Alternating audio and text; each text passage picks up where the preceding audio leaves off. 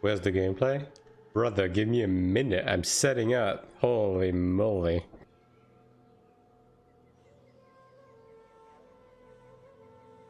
Bro never got here early or something. Swear to God. Alright. Let me put on some gameplay for you. There you go. According to stream, it's been 3 minutes. Yeah, you may be right about that.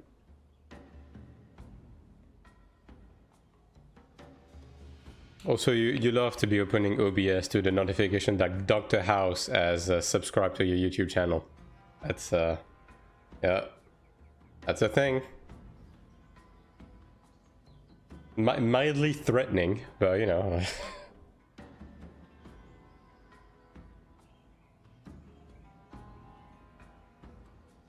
Like the guy from that show? I don't know, dude. It's some dude called Dr. House on YouTube, at least. Look. There's no sensible information on the hand, alright? Yeah, no. Alright.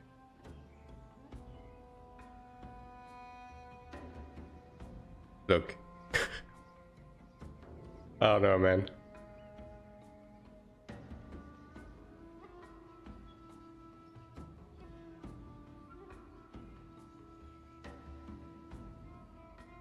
Alright, anyhow. So, we have a very simple plan for tonight, which is going to be a very similar plan to yesterday, which is probably going to be a very similar plan to tomorrow.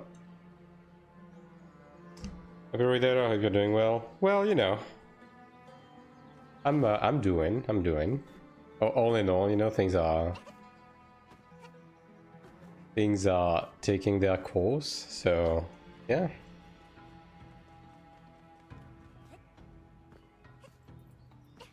As cool as it can be anyway. Yeah, pretty much.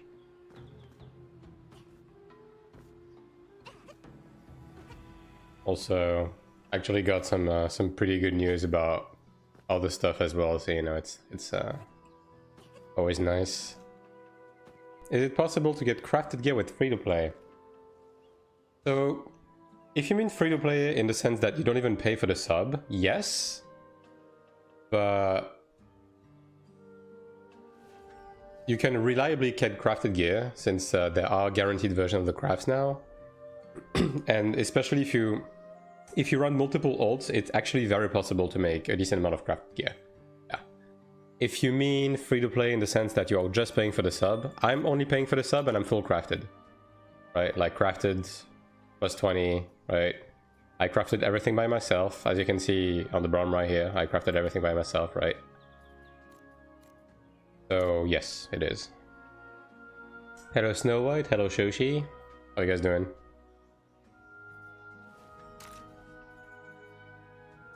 Hope you're doing great today. So yeah, as I was about to say, we do have a few plans for today. I still need to... Oh, this energy is just not running out. I have 1800 energy to use.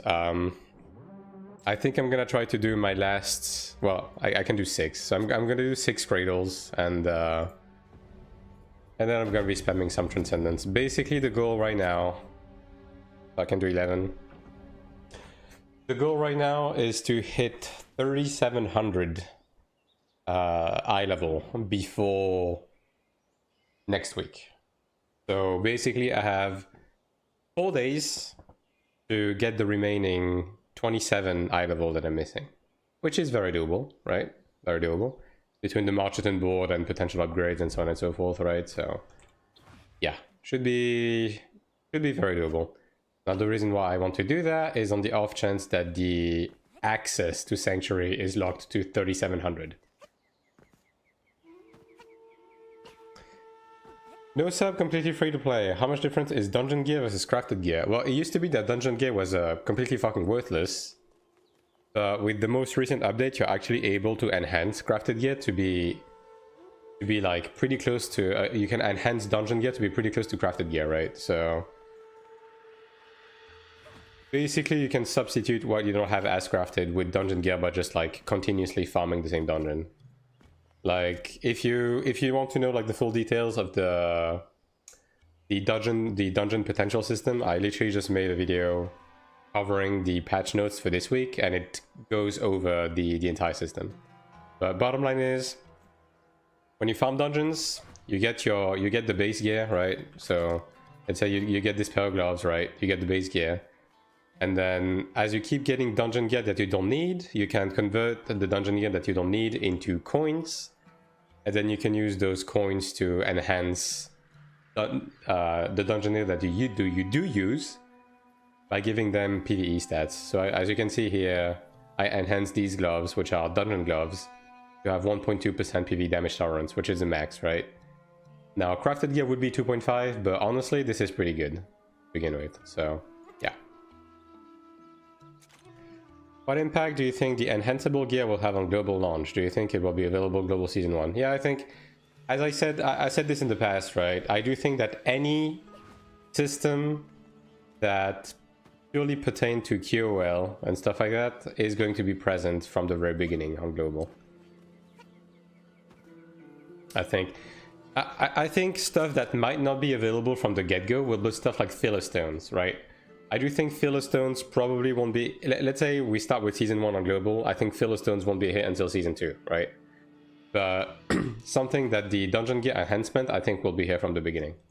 Because this is just purely QOL, right? As opposed to expanding on the system to give us more power, this is just purely expanding and fixing Dungeon Gear, because Dungeon Gear was functionally useless, right? So, yeah.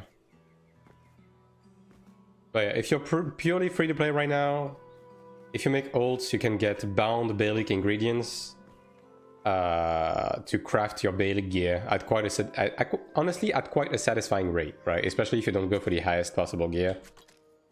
It's like if you look at the amount of bound mats I have, and I have used a few already, right? I have 3 goes, 19 wills, 10 mines, 3 wishes, and like I just got these from like running ults, right? And like that would already be enough to make a couple of crafted pieces. So if you combine that with the guaranteed crafts for like the harder crafts, it is very doable to get crafted gear as a free to play. Obviously, you're not gonna make a full set of crafted gear within a week, but let's say within like a month of grinding, you might be able to make like a full set of accessories, or at least close to that, and then you can fill in the blanks with enhanced dungeon gear. Going to change how we gear up initially, like focus on some pieces of crafted, sell with enhanced dungeons for others. I think the approach is going to be the exact same approach I'm taking right now, which is crafted weapon guard accessories and then enhanced dungeon orange gear. That's it. That's literally what it's going to be. Because PvE damage tolerance isn't that relevant, right? And dungeon orange gear is better because you have the same amount of stats line as a crafted yellow piece of gear, but you have the stats scale higher because it's higher level and it's orange, right? So yeah, that's gonna be the play. Now obviously if you're an Omega whale, the play is always going to be to make all crafted orange, but the play for basically 99% of the player base is just gonna be to save up for crafted weapon and guard to begin with, and then slowly make your crafted accessories, get dungeon gear, go from there. Yeah,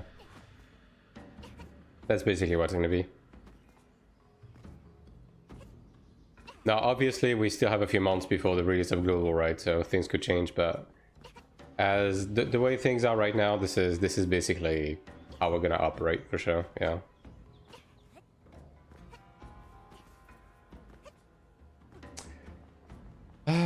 Also, I made a few changes. First of all, I reached 3.6 on my PvP set, so round of applause.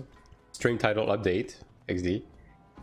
And I rolled the Divine Aura instead of Judgment Thunder on both of these. I enhanced one of the decent skill that I got, right, to fill in the blank. And I also got Divine Aura on this, so now I have 5 skills at level 20, right? I have Judgment Thunder, Divine Aura, Chain of Torment, Radiant Recovery, and Defiance, and then the rest at 16. So we're pretty much gaming on the PvP set side of things. Obviously, if I get a better skill, I'm gonna maybe modify a few things, but we're pretty much set on the PvP side. So yeah, we're just gonna fully focus on reaching 3700 on PvE for now. And that's that.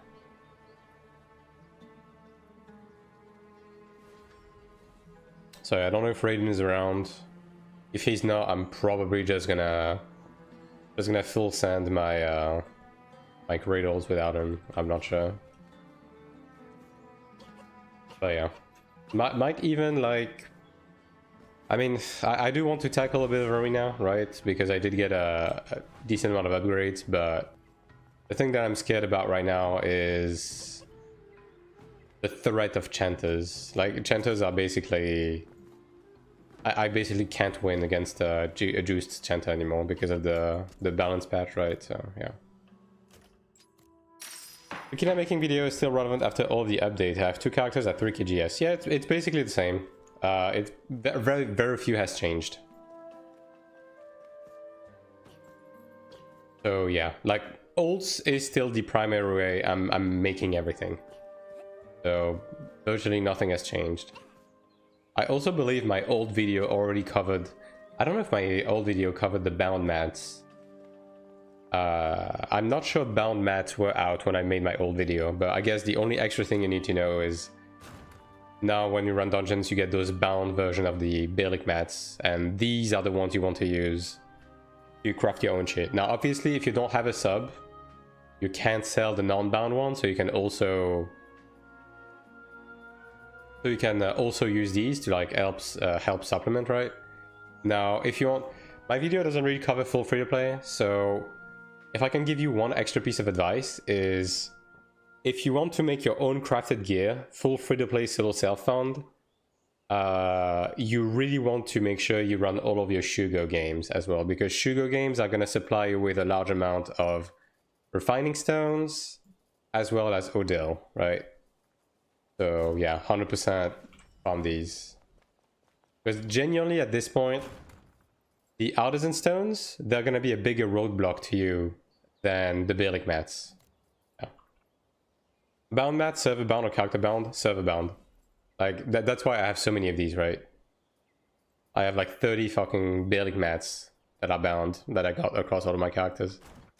Which is why ults are really good to like self-make your Beylik gear.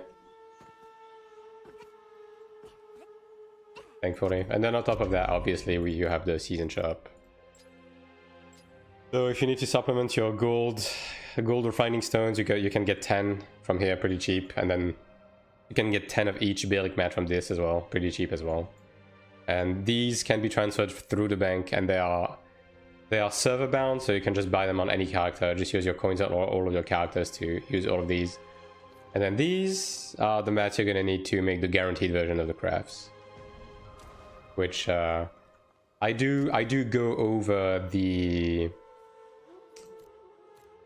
system of these on my, not the last patch note video I made, but the one before that, because they updated, they made a few updates to that system. I covered how this system works. So yeah, maybe I need to make more condensed videos, which I just need to find the time, right? Because right now weekly I'm basically committed to making the patch note video and then a guide for whatever comes out, right? So like that's already taking a decent amount of time to make, but I will eventually go back to also making consolidated specific guides for specific pieces of content. But yeah, anyways, without further ado, I'm gonna jump into a pug. I'm getting pity actually after this. So I need to do Cradle because obviously I still need to farm Fido stones and I need to finish upgrading my bracelets. So this is where we're currently standing at. This guy's 3.2 with a fucking Ludra staff. That's crazy. And there's no one doing this fucking dungeon, huh? I guess I'll make my own group. Let me ping Raiden actually. I'll ping Raiden, I'll see if he's alive. And you know what? I'll give in like 5-10 minutes. I'll go roam in the abyss real quick. Let's see what's up.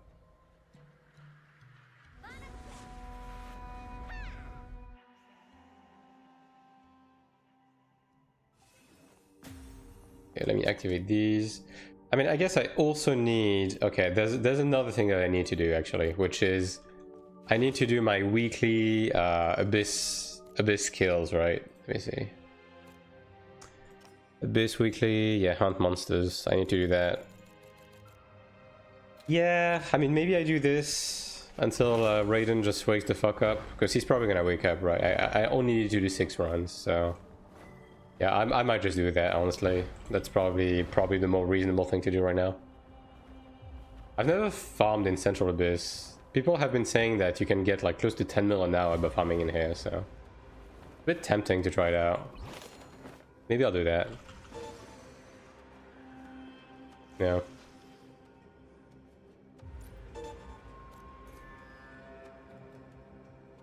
If this guy can farm, I can probably farm. They delete Glad and he will show up. If you only care about PvP, do you still have to do all the PvE? Yes. Mainly... So with the way the game is set up right now, a lot of like progression systems are pretty much hard tied to PvE, sorry. So if you do PvP, you also have to do PvE. But the opposite isn't the case. If you only care about PvE, you don't have to engage with PvP at all. Now, hopefully they can also make it be the other way around, but I mean, typically with Ion, even on Ion 1, that was the same, right? What can you farm from here again? It's just that there's no Kina cap, right? So the mobs in themselves give a fuck ton of Kina because, you know, there's this buff, right? The middle rush buff, increased Kina and Abyss point gain. And because there's no Kina cap, there's also no cap on the amount of gold that you can get, right? So like if you keep farming in Central Abyss, you're gonna get both a lot of Kina, or raw Kina, and a lot of gold, basically. So yeah. Now obviously the 10 mil people are talking about probably pertains to DPS classes that can farm pretty fast, right? So as a cleric, it's probably gonna be nowhere near that, but if I'm gonna have to farm 2,000 mobs to do my weekly, I might as well do it in a zone that's gonna give me a bunch of shit, right? So yeah. Running endless numbers of Abyss dungeons for crowns. I mean, even beyond that, right? Like, when you look back, the majority of your medals from Iron 1 came from PvE, right? Which was straightly related to PvP gear. Like, all of that, and then all of your enhancement material, mana stones, enchantment stones, everything came from PvE in Iron 1, right? Like, realistically, if you were not RMTing or stuff like that, you spent probably a bigger amount of time doing PvE in Iron 1 than you did PvP, right? And that's considering the PvE in Iron 1 wasn't exactly the best, so...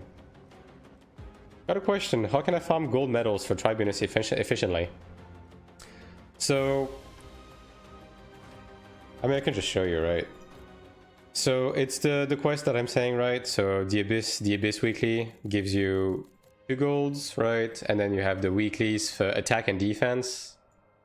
So these ones are going to give you 3 gold medals per week each, so 6 in total if you can complete both, although realistically you're going to complete the attack one, which is going to give you 3, right?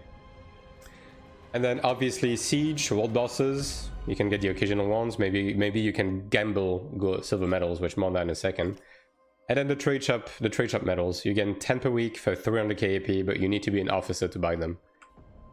And then the last ditch effort is gonna be the Gamba, where you can gamble any silver medal that you don't need to try and get gold medals.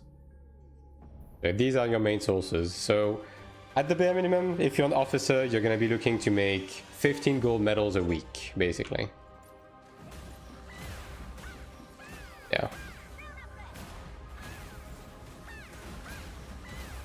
These mobs are really fucking tanky. Maybe these are not the best one to farm.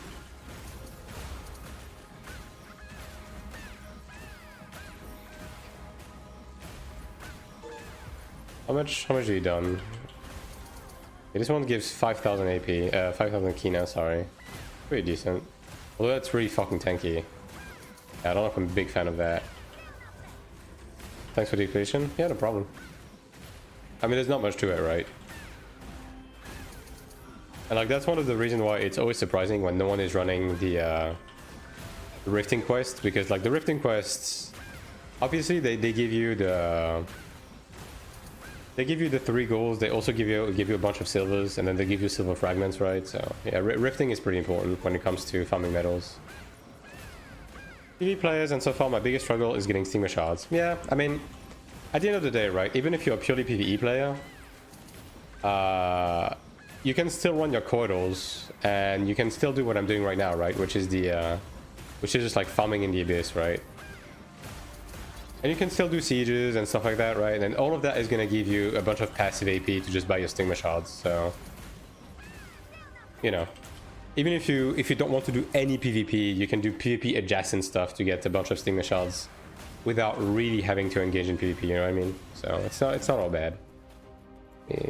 Mana pots. I'll use some mana pots for this. Yeah. There you go.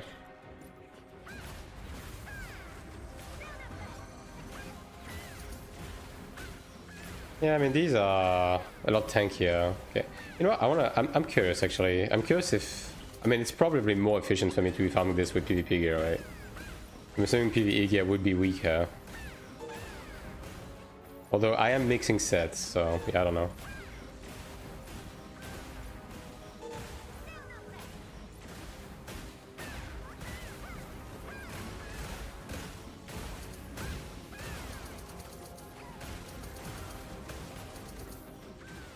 But yeah, I like, when it comes to additional sources of metals, now that you can actually see when world bosses spawns in the abyss, it's not too bad, right? You just have to keep in mind that Kyra has a chance to spawn every hour. It's a small chance, right? And but she has a guaranteed spawn window every 12 hours, and then Argos is just purely every 12 hours. And for these, usually, typically, you're going to get 1 mark, bare minimum, which is going to give you a few silvers. If you get more than that, you can actually get a chest with gold. But unfortunately, you cannot stack marks to just only craft golds, because the marks expire after 1 day. So basically, as soon as you get the mark... I mean, I guess in the case of Argos, you can actually stack, but in the case of Nama, you basically have to craft as soon as you get it. So yeah. Just keep that in mind.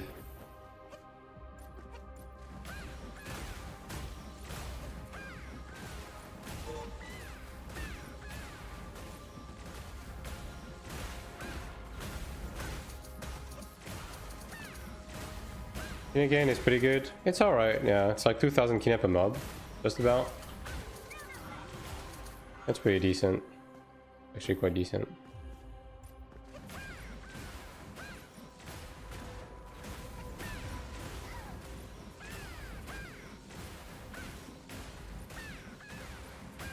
I guess we're gonna do that for a little bit, if you guys don't mind. And then we'll do some cradling situation.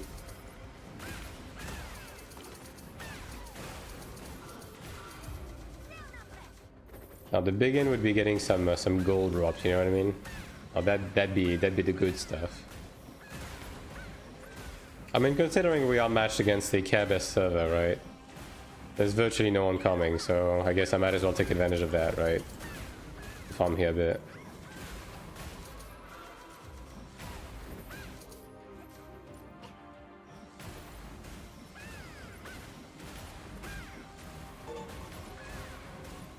But yeah, with Sanctuary coming out next week, I just don't want to be caught with my pants down, you know. I just don't want to be here like the day off and be like, oops, I'm missing 30 eye level. I mean, there's always a chance that it's going to be 3800, but if that is the case, then there's not much I can do about that. That would actually just straight up require a lot more investment for me to break through that, right? So, but 3700 I can manage. So I'm just going to do that for now.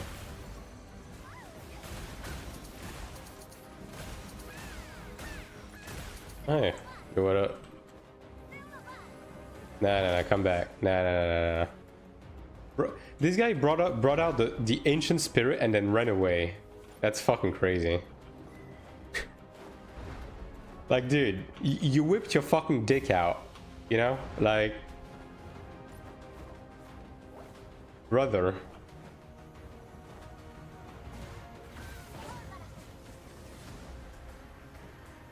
This guy cannot be serious. He's out of combat. Of course he is. Dude, he's out of combat and I'm not. How fucked is that? I'm still in combat. He's long gone. That's so fucking stupid. Anything you're hoping to see on the new Sanctuary? Honestly, I mean, there is one thing I'm hoping to see, yeah. And it's to have really fucking complicated actual mechanics. Because the bingo board on Ludro is really good, and I hope we're gonna get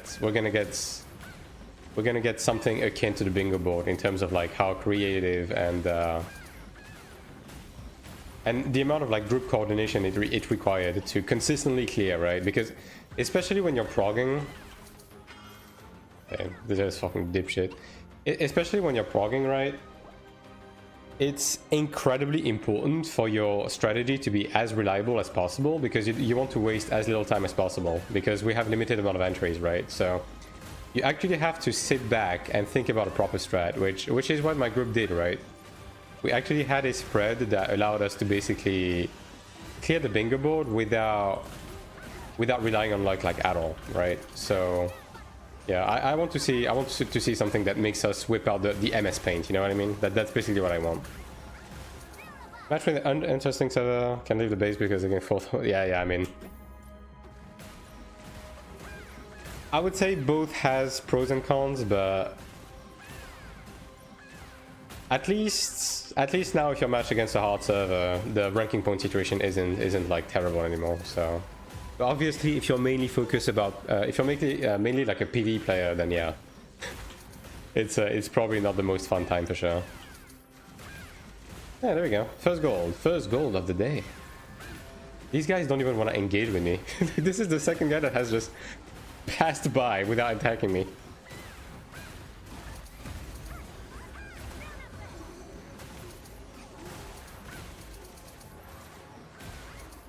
Ooh, silver metal fragments. Ooh, holy shit.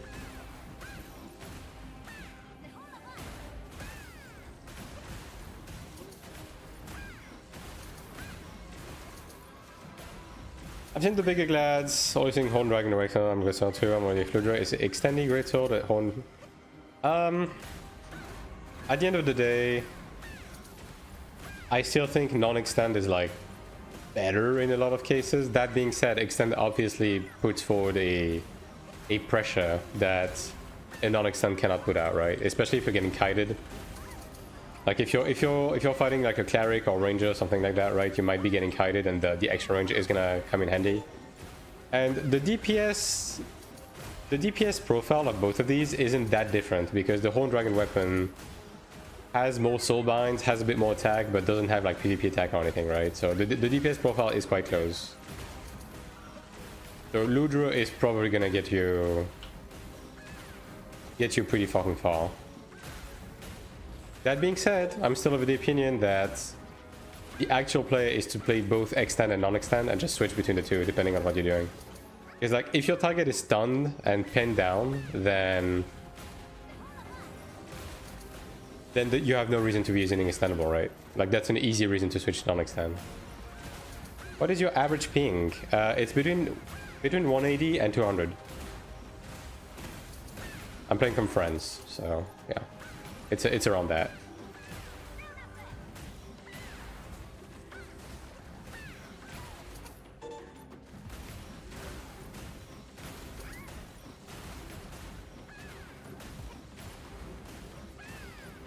Yeah, those ranged mobs are a bit annoying because they're not as easily farmable, but this area is quite nice to farm. Although I guess these mobs don't give as many Kina, but at least they die fast, right? Good to hear. I started doing Sanctuary Ludra 2 weeks ago. My first PD box against a bracelet. You got the Ludra guard, wow. I'm running Sanctuary on 2 characters. I still haven't seen a guard or weapon, so you know. But yeah, especially since you can actually increase the PvE stat of the Ludra guard, you can probably just run that and just call it a day because of the extra stats that it gives you. Second ticket, yeah, I mean, at the end of the day, it's just gonna be preying on RNG to get weapons from the chest from now on, right? Which, at least you're opening 2 boxes at the same time now, so it's a bit more likely. What is your average ping? Between 180 and 200.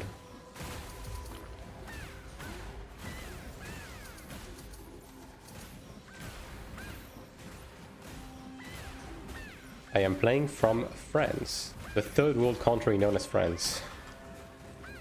So yeah.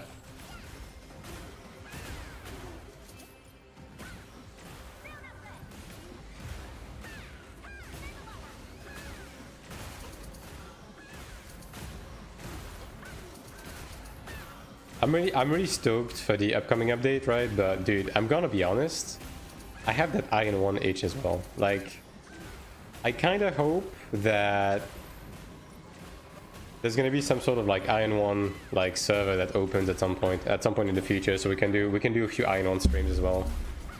Get our dick wet, you know? Just get back in there for a bit. I can stomach both, you know? I can stomach doing both simultaneously.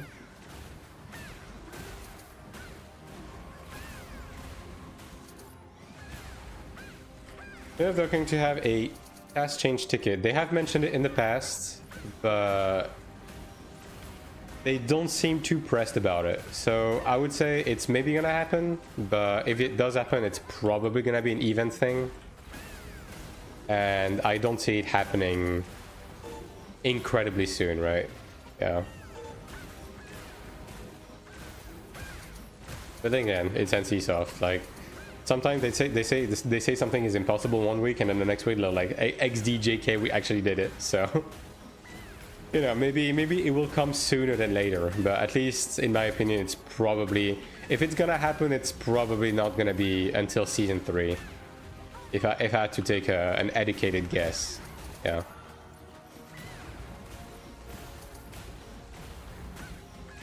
Also, I'm gonna be honest, I think a lot of people are like coping about the class change ticket, thinking that the grass is greener, but I'm pretty sure a lot of people are gonna be sorely disappointed.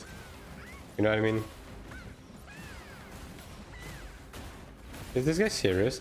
Dude, every fucking map in the zone is opened, you know? The room right next to me is open, and this guy just sit down and just farms here.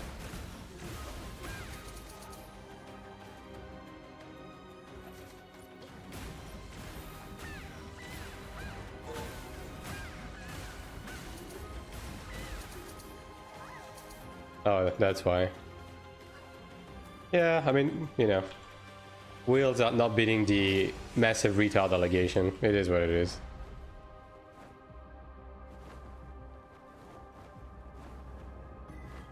Alright, let me go back to the other spot. It was quite nice as well. Probably slightly higher, you know, on average on here, right?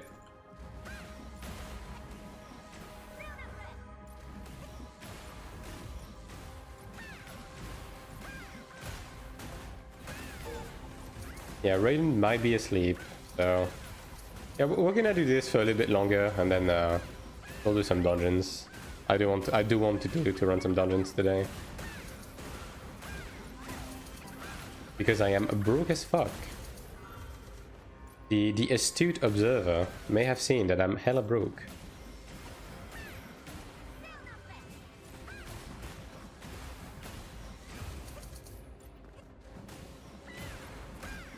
What server are you on? Exclamation mark server. I'm on Neiman Asmo on Taiwan.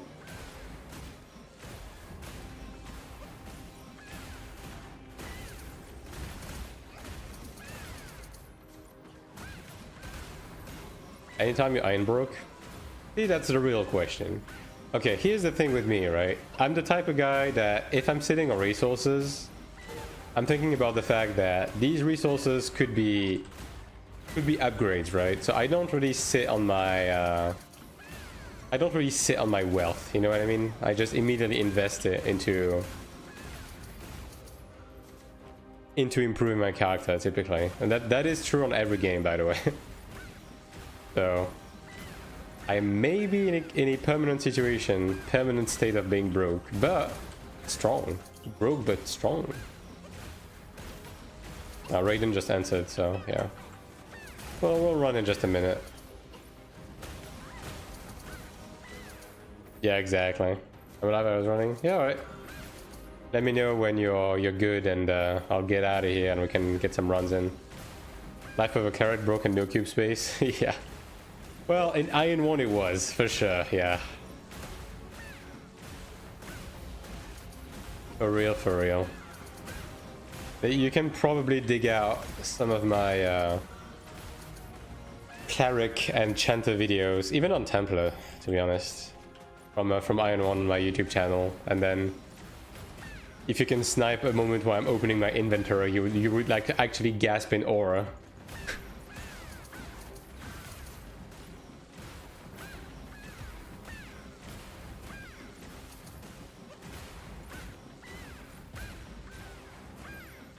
Though I do tend to hide where my inventory is, but you know, it's in there. Especially because, like, I mean, I don't know. If anyone played Iron 1, maybe you can tell me whether I'm just autistic or something, but... So, I locked my cubes on Iron 1, right? And I really liked to have my items organized in a very specific way. And because every time you switch gear, it would like, shuffle your gear around. After every arena, or like every time I had some idle time, I would go around and reorganize the way my equipment was laid out in my inventory. Yeah, it was compulsive. I could not do otherwise.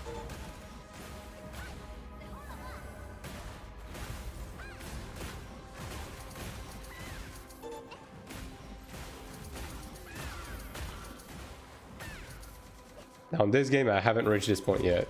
Also, the inventory in this game is not as easily organizable as Iron 1 was. Yeah.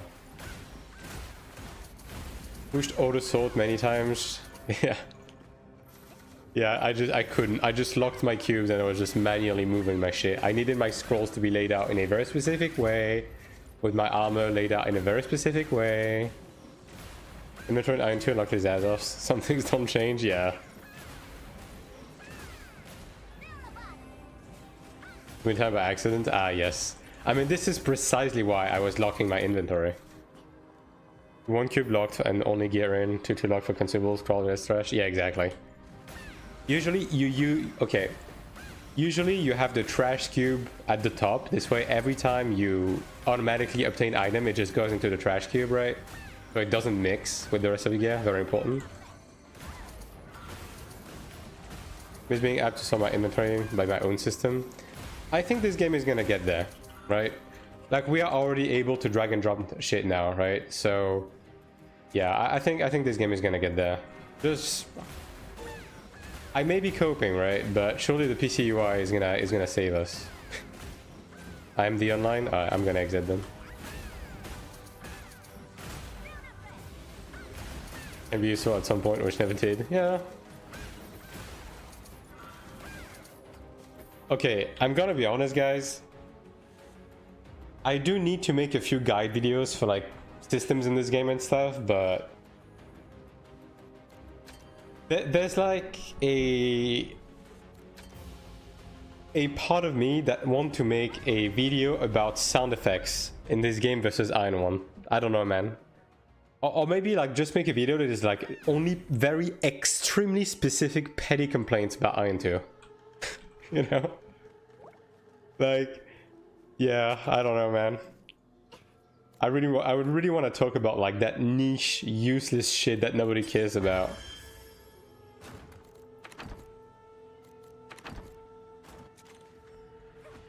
It's like, okay, guys, I need to show you something before we go into dungeons, okay? For anybody playing Elementalist in chat, alright? You will know for a fact that the Dispel makes no fucking noise, right? Now, if you haven't played Iron 1, let me just show you something. Let me just show you one thing. Alright. So I have recordings from Iron 1, right? Yeah. The recording is irrelevant. I just want you guys, if you've never heard of this, I need you guys to listen to the sound the Dispel makes in Iron 1, because Dude, Iron 1 is just like that. Every single fucking important skill made a very specific noise where you knew exactly what was happening to you if you were just listening, you know? So I just need to like, I think I'm getting dispelled here, right? Okay. I'm gonna play this. I think I'm about to get dispelled. I need you guys to listen to this fucking sound, okay? This sound, this specific sound. I don't know if it's loud enough here. The dispel in Iron 2 makes no noise. And the thing that's really fucking annoying is that, let's say I'm using my invuln and then an SM dispels me. On Iron 2, I don't fucking notice that I'm getting dispelled because it makes no noise. In Iron 1, you get dispelled and this sound plays. And you know immediately what's happening to you, you know? I could talk about the sound effects in Iron 1 all day long because all of them are so specific, right? And so crunchy and so easily identifiable. You could literally blindfold me and make me listen to a PvP encounter in Iron 1 and I would be able to tell you the play-by-play. And I'm not even kidding. Now, I may be fucking autistic, but that shit is so important, right? Yeah. But anyways. Moving on.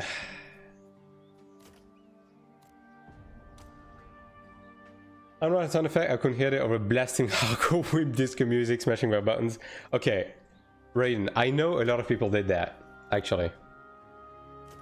And actually people were calling me a fucking psychopath on Iron 1 because I played with fully vanilla sound and I never listened to music while playing Iron 1. Never. Because I was so reliant on sound cues in everything, right? Sound cues were so fucking important. I just had sound effects cranked up and I was just listening to everything. Oh yeah, I was holding myself not to make a comment on one of the Cleric skills, chanting that sounded like she was saying real, but yeah. Me glad, me no brain joke. I mean, you joke about this, but it's true though. Wait, let me... Okay. This is a really fucking deep cut. Let me see if I can find this video. This is a really deep cut. Hold on.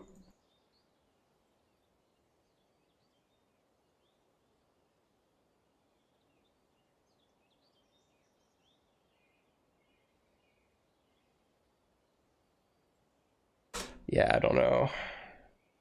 That video is probably going to be very difficult to find.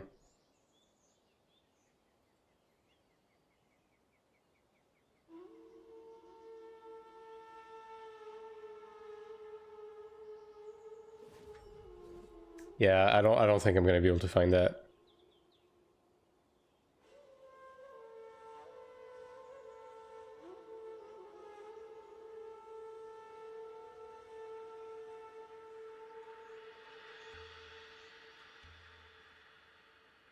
Dude, what the fuck? I'm looking for a random fucking Iron 1 video and I'm finding beta footage of Iron 1 like from 17 years ago. Holy shit, dude. That's crazy. Yeah, whatever. It was literally just like a video of like a gladiator just full blasting like metal in his ears, just fully buffing, rushing into a pack of 20 people and then getting insta-fear and dying. And like that's the average gladiator experience, right? Anyways. Oh, there's fucking no one running this right now, holy.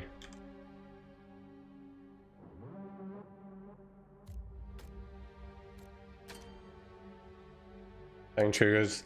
I mean, this is a localization, right? I do think a lot of the charm is probably gonna come back when we get the actual proper localization. In many ways, right? So I'm holding my thought on that. But purely the skill sound effects, I will... Okay. You can say whatever the fuck you want about Iron 1, right? You can talk all the shit you want about Iron 1, but Iron 1 was legitimately the game. It's not even just the MMO, it's the video game with the best sound effect, SFX work that I have ever played. And it's not even close. Every single individual action and skill made a very distinct like noise that worked, that was really extremely pleasant to listen to. You know, like, yeah. More enemies, yeah. Yeah, exactly. I mean, that's the gladiator way, right?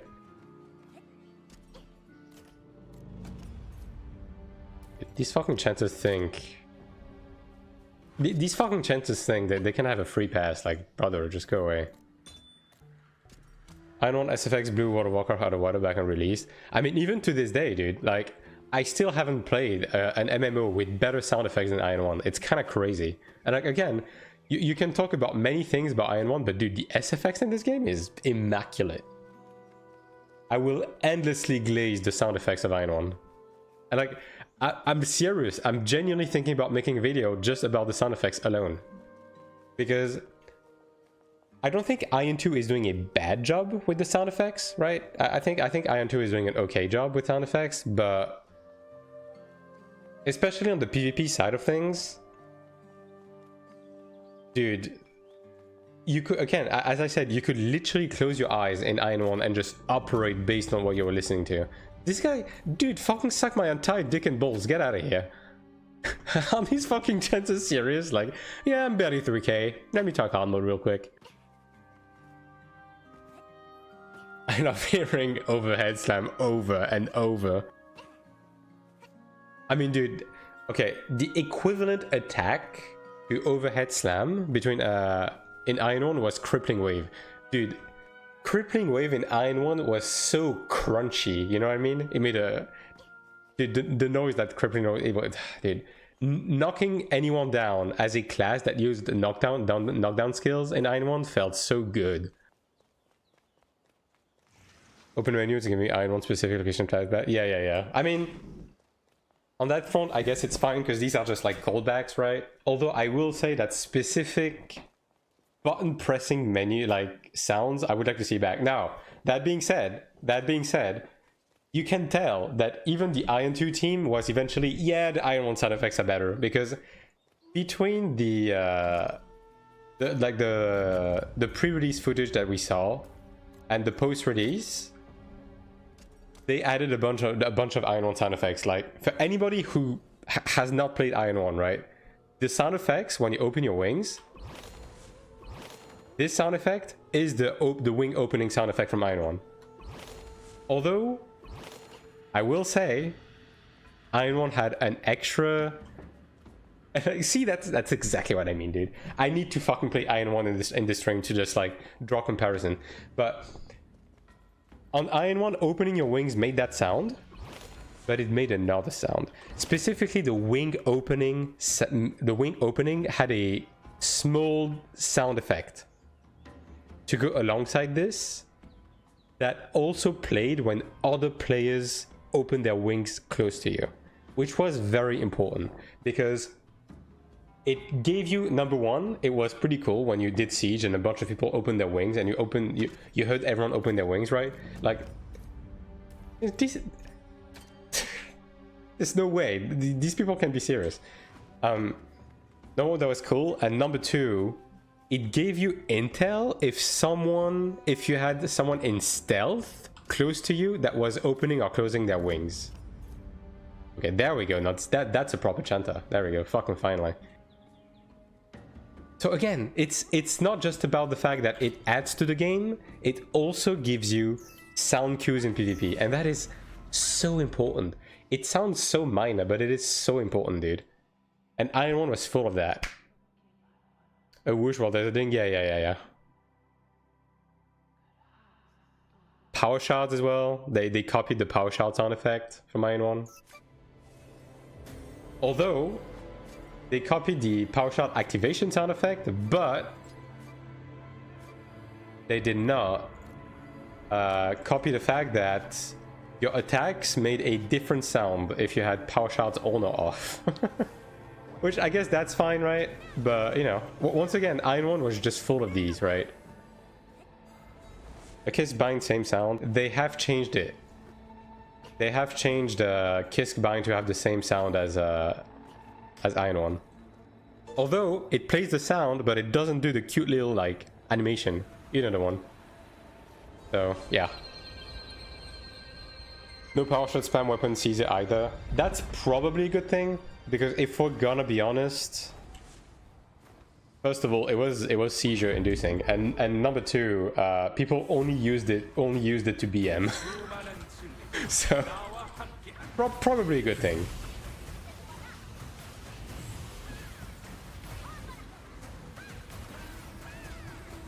Yeah, dude, everything. It was everything. Dude, getting silenced by a Sork versus getting silenced by NSM made a completely different noise. But both of them were very distinct, and both of them were the yep, I got silenced noise, you know? Like, yeah. And look, at the end of the day, all of this is stuff they can add, and they have already went back. But anybody, I don't know if anybody noticed, but they have went back and added Iron One sound effects to certain stuff with recent patches. So you know, maybe they keep doing maybe they keep doing it. That'd be nice, right? But yeah.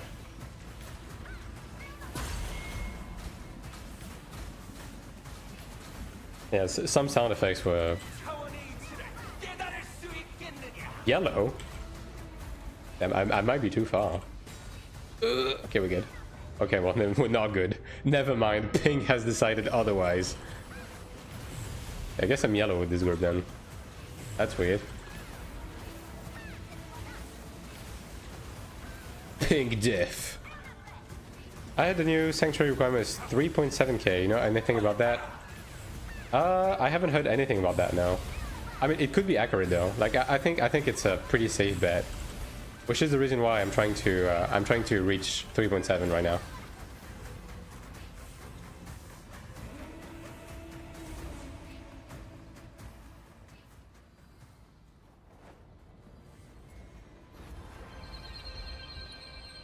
But the thing with those numbers specifically is that sometimes they change it at the last moment. So, grain of salt, but I think it's an educated guess, if anything.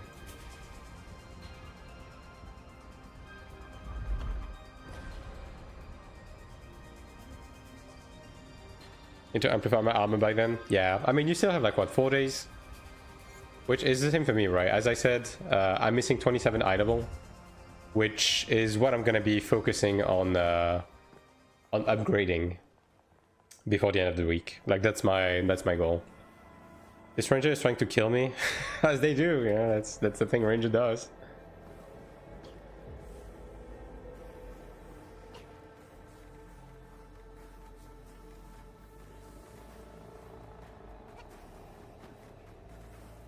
Oh yeah, I mean, obviously right now, if you're just missing a few levels, like the easiest way to go about it is just spam Transcendence, get your marching board, right? And then for the rest, any Ariel board you're missing, you can get easy eye level from that, and then otherwise, just break through your accessories, weapon and guard, right? Still need 200. Well, I mean, the rule is the same, right? Also, if you have any orange gear that you're not using, maybe start using it. At least roll like the bare minimum stat you need on them, because the minimum eye level requirement is probably going to be enough as long as you have proper PvE gear to do the mini bosses, right? And then the mini bosses are, assuming it's the same reward structure the first sanctuary, the mini bosses are going to give you the boxes to potentially get bracelets and stuff like that, since we already know there's gonna be bracelet upgrades. So that's honestly gonna be the important part to begin with.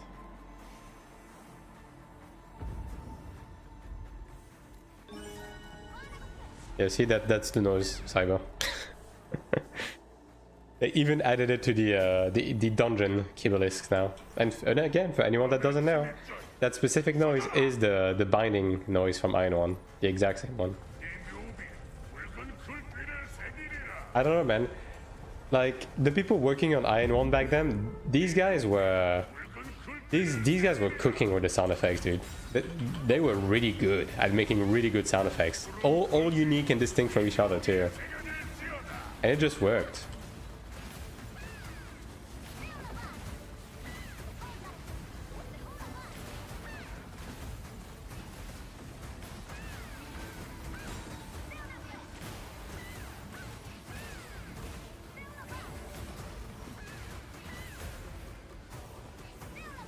After a few years, we'll have Dropnica V11. I mean, I think I mean, yeah. As I said, I think Bukama is not gonna go anywhere. I think we're gonna get like many different versions of Bukama still, and then maybe eventually we're gonna get a version with like every version of the Bukama at the same time or something.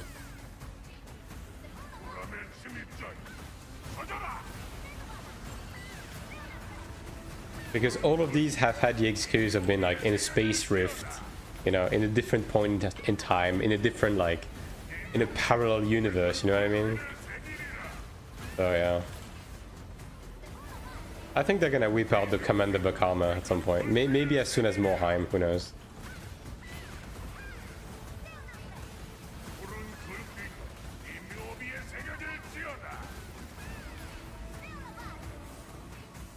Who is Bukama anyways? Have you not played Iron 1, Zulus? Bukama was one of the below commanders from Iron 1. He's pretty iconic because like Bukama was one of the first bosses, one of the first endgame bosses that actually gave a cracked spear. Like Bukama in Iron 1 gave an extendable spear that was extremely powerful. So every gladiator wanted to run Bukama forever until they got their spear.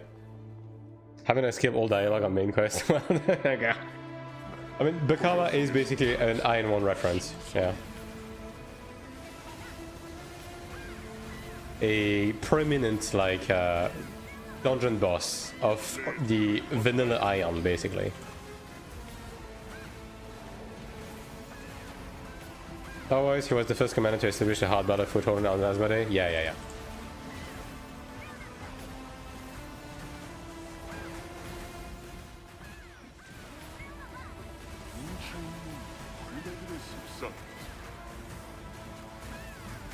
I mean, a lot of like the prominent like bosses right now are like references to Iron 1, right?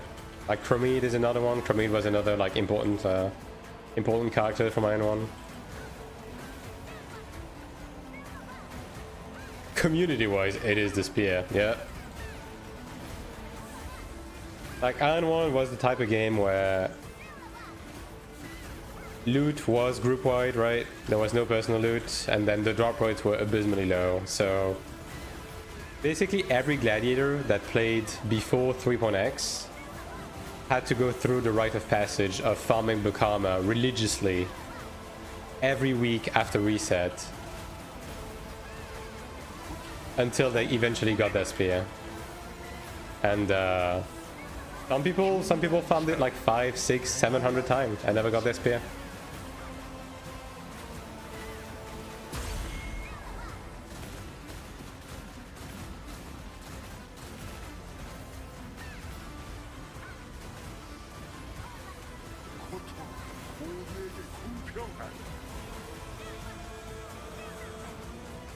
So I will say that the Bukama fight and the Bukama character in general in 9.1 was nowhere near like as cool as it is on 9.2. Like it's pretty clear they made Bukama a bit more of a people pleaser in 9.2. Like they're putting respect on the Bukama name basically, right? Damn. I can raise you in 10 seconds. Or you can just burn a stone, as it works. Why does Dropner... Dropner Cave was... Okay, Dropner Cave was the name of the dungeons where Bukama was in Iron 1. That was the OG one.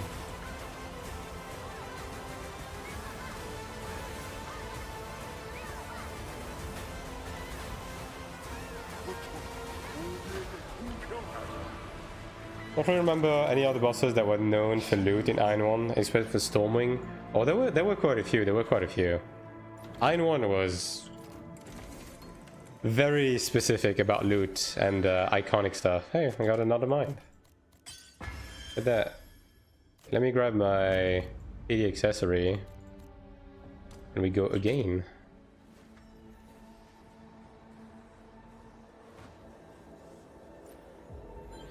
and a Seki. Damn, the Chanter refused. Crazy.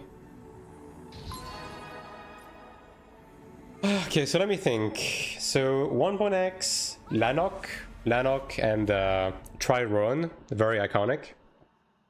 Also unique extendables from these bosses. Templar's only extendable on the Greatsword side for a very long time. Basically until 3.x, right? And obviously, I think Lanok in himself was pretty iconic as a boss. Triron, maybe a bit less, maybe a bit less known, although I would expect to see both come back to Iron 2 eventually. So 1.x had that. Now, if you're purely talking about loot, then obviously Tahabara from Dark Poeta, very iconic. The very first instance of Eternal Gear in Iron 1. The pinnacle of power, the Tahabara weapons. Especially on OG Ion, if you saw someone with a Tahabara weapon, you knew this person had infinite amount of sex. So, really iconic. What else? Obviously Bakama, as we said, was very iconic. For many reasons, even beyond the spear. And then in 2.x, we had... Obviously, as you said, Stormwing, right? Beshmunda Temple. Although we had a few... Dude, here's the thing, right? Iconic look in Ion existed, but none of it was necessarily known by everyone. But in 2.x, 2.x had Beshmunda Temple. Now, we can't forget about Udus and Dibble Karim, although I will say that Anurakti and Dibble Karim were the first instances of Eternal accessories, and they were pretty famous. Debatably, especially Dibble Karim, I would argue. And then in 2.x you also had Padmarashka, and you had Semata, which everyone forgot about for some reason, but do not forget that the original Padmarashka was a duo with another dragon called Semata, and you had to get the weapons from both, to combine them to make the completed weapon. That's pretty iconic, although maybe a bit of a deep cut for a lot of people, right? But I remember. And then obviously, you had the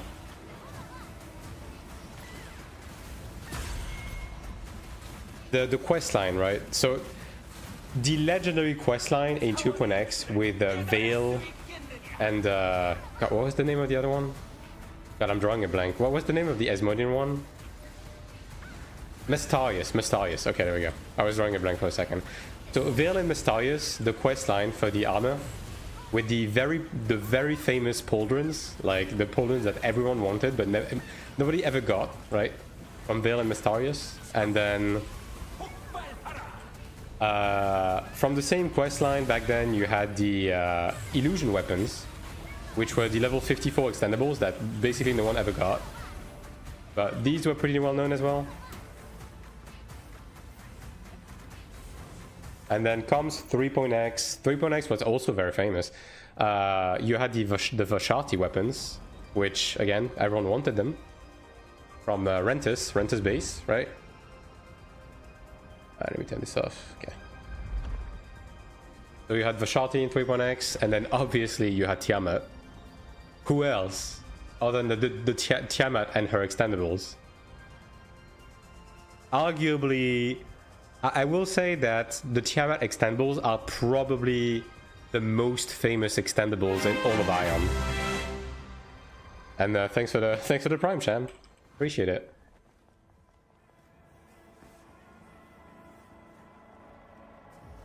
But yeah, the Tiamat extendables, obviously, also Tiamat, the first instance of mythical weapons. And the mythical weapons from Tiamat looked really fucking cool.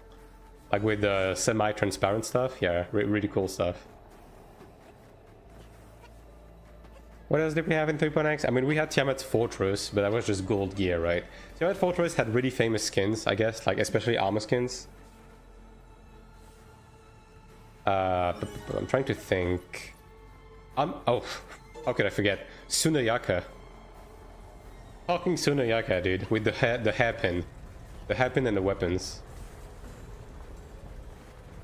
The Sunayaka hairpin was sought after for like a very long time for magic resist clerics. Like dead ass.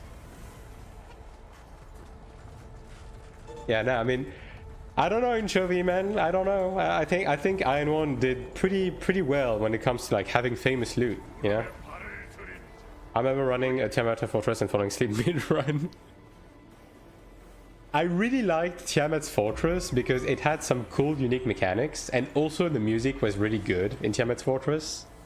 The bosses had voice acting as well, which was, you know, like the bosses had a pretty unique voice acting, which was pretty cool.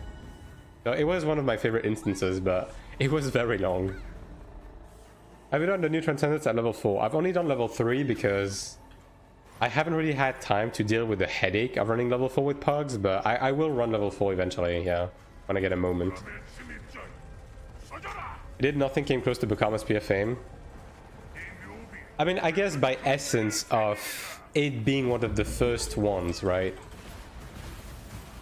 Because it's kind of the same as, you know, Pokemon with Pokemon Red and Blue, right? It's just by essence of the fact that that's when the most amount of people played, so that's what people remember the most, right? But I don't know, I would argue that there has been more iconic stuff than Bukama Spear, but I think it's probably one of the most well-known by essence of like there was more people that played the game at that point. Yeah, I think that's fair. I think that is fair.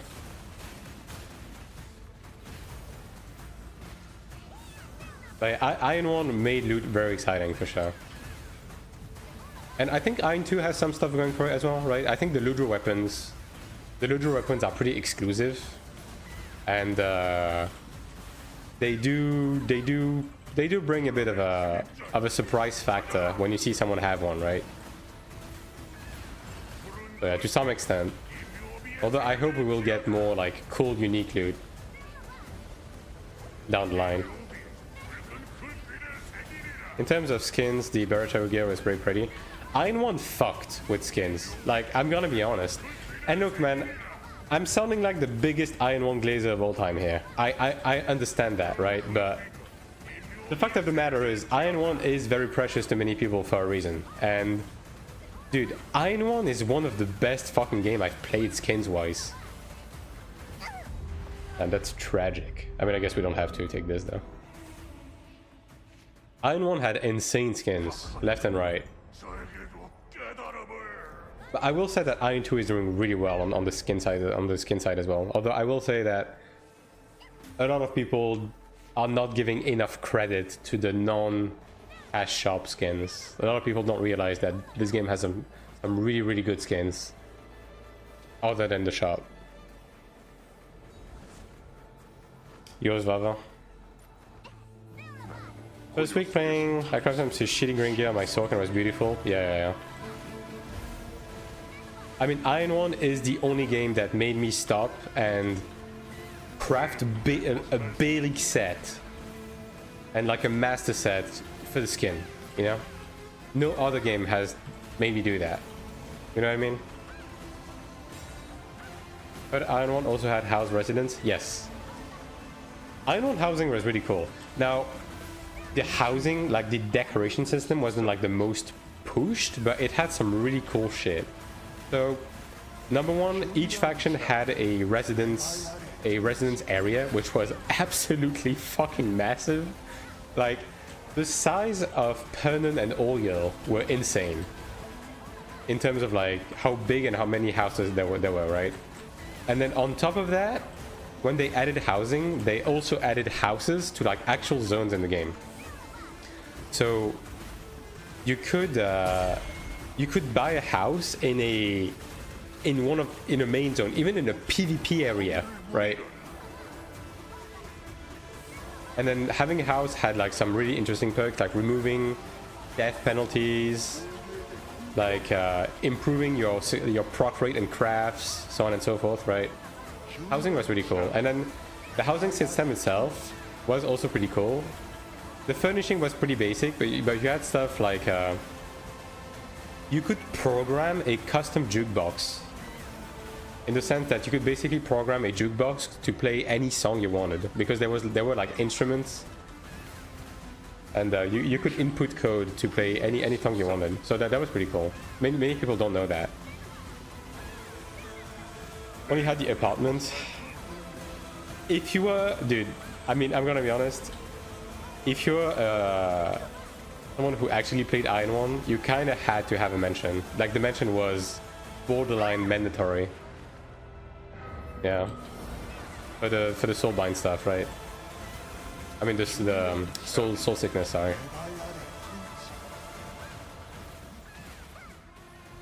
All this sounds crazy, yeah. I mean, the system was really fucking weird. Basically, you could select any item in your house to function as a jukebox.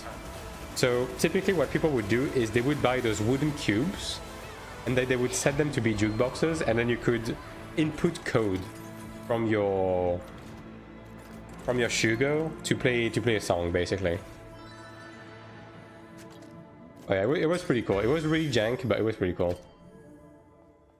If you're a PvPer, you definitely wanted to mention above. If you were anything, dude, not having soul sickness without having to use Administer the Boon or Yazbas, depending on the region you played on, was huge value. And it was pretty cheap too. Like, buying a mention was 112 million kina, and then you needed to pay, I think it was 4 million a month or something to keep the keep your house.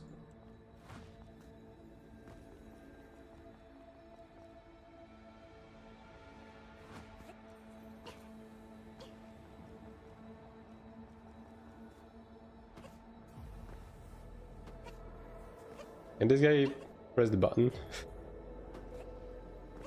Buying a mention was expensive because you had to bid versus other players. Well, you had to be smart about it. You had to be smart about it. You needed to wait. If you really wanted to be cheap about it, you just waited for the mentions that were not necessarily the best position in terms of like ERP value, right? Obviously, but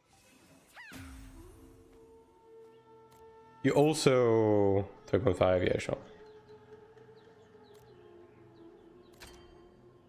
You basically waited until the last day of the auction before bidding, and then you basically bid on the last hour, and that kind of raised your chances of the guy either not being here or that you would bid on a house that, you know, nobody was bidding on, just to save money, right?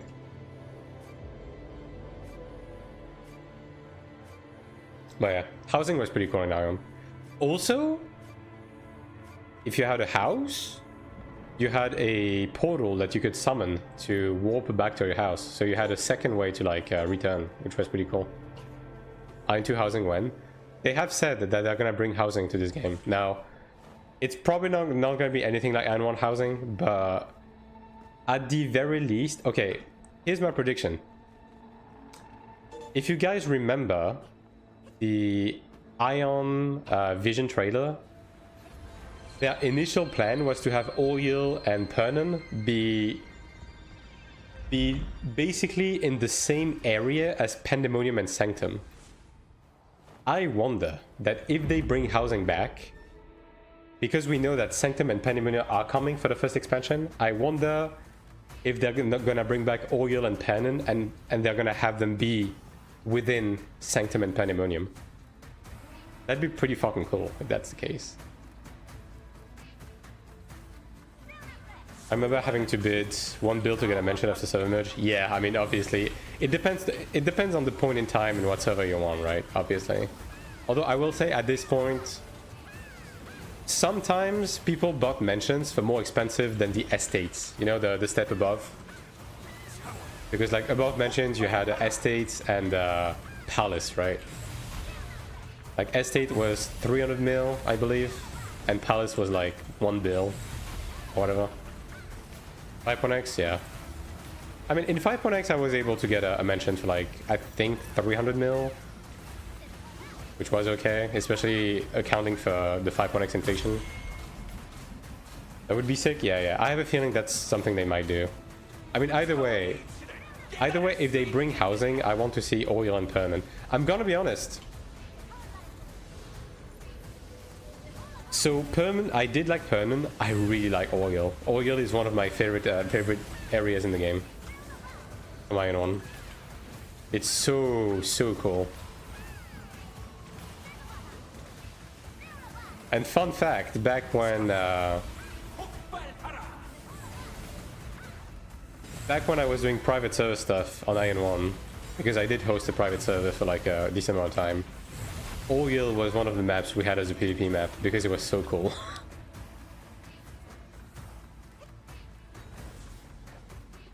Was on NA server, so a different market situation? Yeah, for sure. For sure. EU was a bit more tame when it came to like pay to win and all that, right? So, which is another way to say that EU is broke. You know, that's one way to say it. But it definitely made stuff a lot more affordable.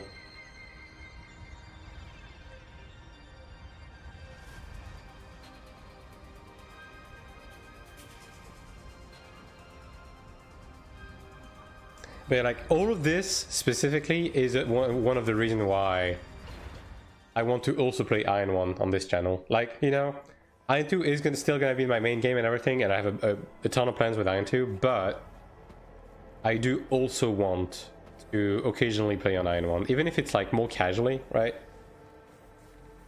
I do want to play on Iron 1 for sure. But I don't know exactly in what context I'm gonna play Iron 1 on this server, but I mean in general, like on what server I would play. I don't know if I wait for like an event stuff, like an event server or whatever, or maybe if I just play on like on a private server or something and just like do stuff every now and again. I will say that if I do, it's probably gonna be later on within the lifespan of Taiwan, as things settle a bit more and we are just like sitting in the global waiting house. But yeah, definitely I can go back to Iron 1 because Glad isn't retarded and Aethertech exists. I think scratching the itch is fine every now and again, you know. Now the thing that sucks, right, is Iron 1 is a very committal game. So because Iron 2 is also a very committal game, right? Like it's gonna be pretty difficult to upkeep both games to like a competitive level type shit, you know what I mean?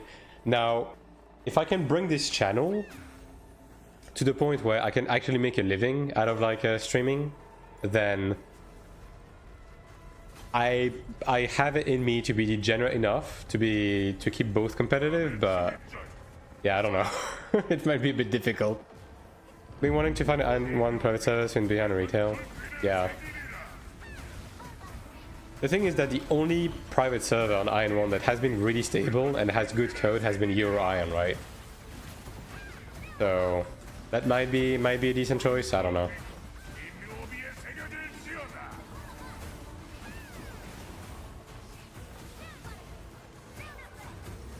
But you know, it would be like a very casual approach, like basically not really running Bastion, maybe Pugs, right? Pretty much just like slowly building up stuff with sieges and so on and so forth, you know?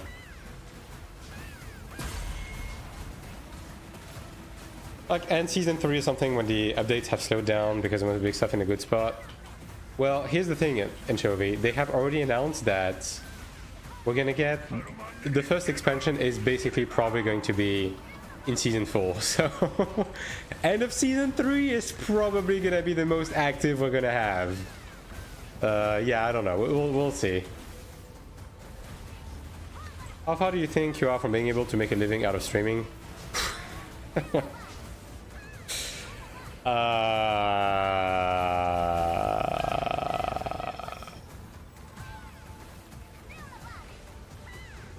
I would basically need to make 15 times the amount I'm making right now to consider this a potential full-time option. Yeah. If you want exact numbers, that's basically what it is. So, you know, we're a bit of a ways off. Yeah, I would say. And this guy DC, that makes sense. He's close, trust. Just a couple more subs. I mean, hey, if a sugar daddy comes into the channel and just drops 1k a month, we're right there. We're always one dude away, guys. Always one dude away. Former Legion mate of mine has been trying to set up a private PvP for a server, trying to see where it goes. I mean, it's a bit difficult, right? Because the Iron 1 private server population is already quite niche to begin with, right?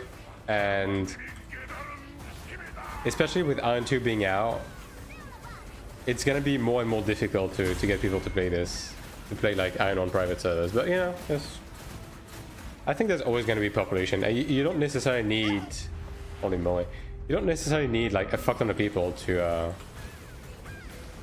be comfortable, right? Especially if you're playing more casually, I would say. Also, obviously, obviously Iron 1 is a game that benefits immensely from having a big population, but you know, you can function. Also, there's also the option that I just try out the Taiwanese Iron 1 server, right? Because the Taiwanese and the Chinese in general, I guess, are doing like very peculiar stuff with their Iron servers. Like they lock the patches, and apparently, as far as I understand, Chinese servers have an Iron 1 server that is stuck on 1.5 with custom stuff like PvP enabled and Brushin and Theobamos. So that would be one thing we could explore. Maybe. This template does ZDPS? The big problem is this guy's just gone. I mean, I'm gonna give him like a minute, but I'm probably just gonna find someone. Yeah, you know what, whatever.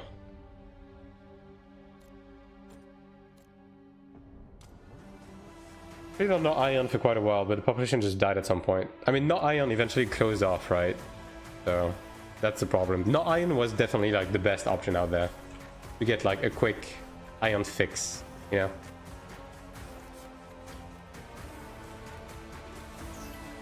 .3 now, dude. Full PvP, just no. 3.3 full PvP, like, nah, dude. We're not doing this. His name is literally no name. That's funny. That's pretty funny. He had a Ludra orb though. Bro is ballin'.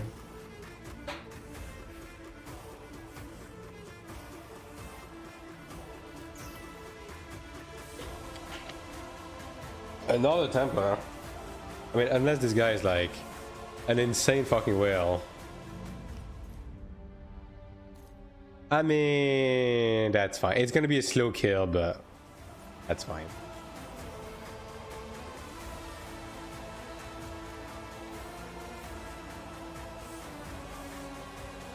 Amitabha Buddha. What the fuck is this guy saying? Does this time damage bad? Yeah. I mean, this Templar had like good gear though. Well, I guess he has a Style Dragon weapon. Like that kind of kills your attack, right? Alright, let's go.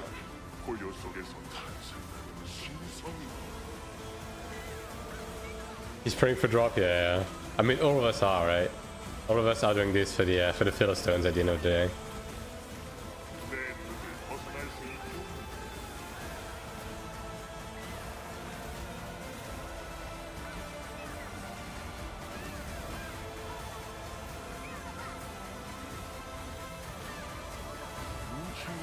And for a Templar, this guy just took a lot of damage. Yeah, this guy, why is this guy taking so much damage?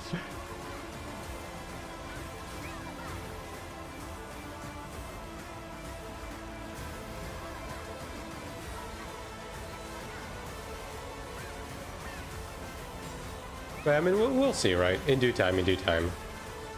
But I do, bruh. I do want to play. I do want to play Iron 1 again at some point, for sure. I think it would be pretty educational as well, because I don't know how many people in chat. Okay, I mean, maybe we can do a quick head count, right? Like, how many people in chat are playing Iron 2 or are interested in playing Iron 2 and have never touched Iron 1, or at least haven't really extensively played it? Because I do think that's actually a decent amount of people. I think Ion wasn't really on anybody's radar until Ion 2. I'm probably dead, yeah. And to pay more attention.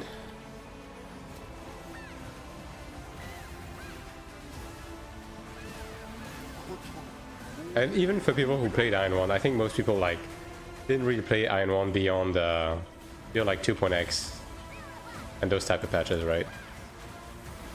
Still playing Iron 1. Still a dropper date, yeah, that's fair.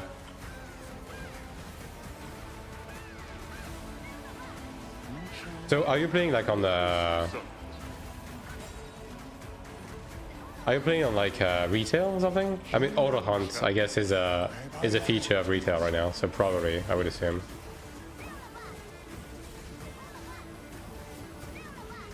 And then on retail? Yeah, okay, fair enough.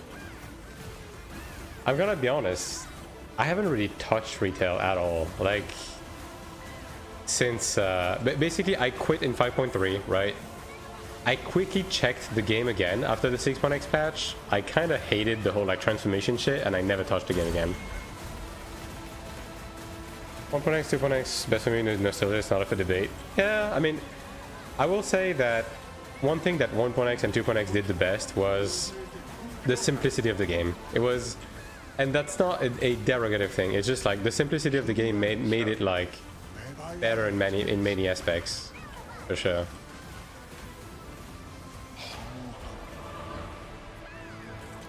Since closed beta up to N2 start, yeah, same as me then. Although, I mean, I dropped retail, but I was still playing Ion 1 in other scenarios. We're just gonna remake the group, by the way. Transformation schools are what made me quit. Yeah, I really did not fuck with it. Like the whole like gacha stuff.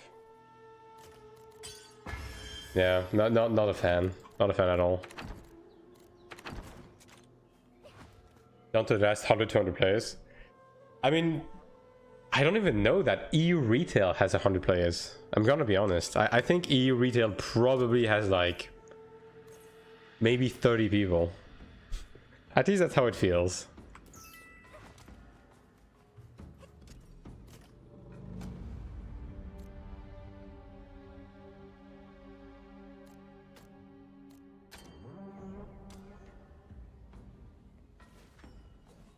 I think that for 6.x is crap. Watch down the skill increment. No, must be right anymore. No weaving, no need skill CC. Yeah, I saw that it lowered like every skill cooldowns and everything. It was just a really weird game. Like when I played it, it was really fucking weird. Definitely wasn't my cup of tea. Oh, fuck off, dude. Okay, well that's medium-sized brother, medium to high. Yeah, that's fine, given the ranger.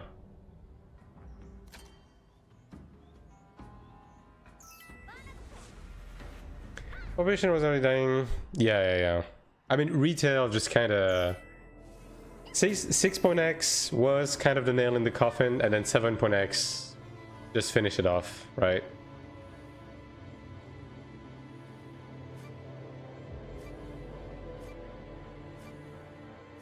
You grind not getting anything either. Yeah. Like this entire system was just fucking terrible. I think we even partied up occasionally if memory serves well. Perhaps? Like, are you talking to me? Oh, I mean, that's possible. I've played an unhealthy amount of Iron 1 in the last 15 years. Yeah, for sure.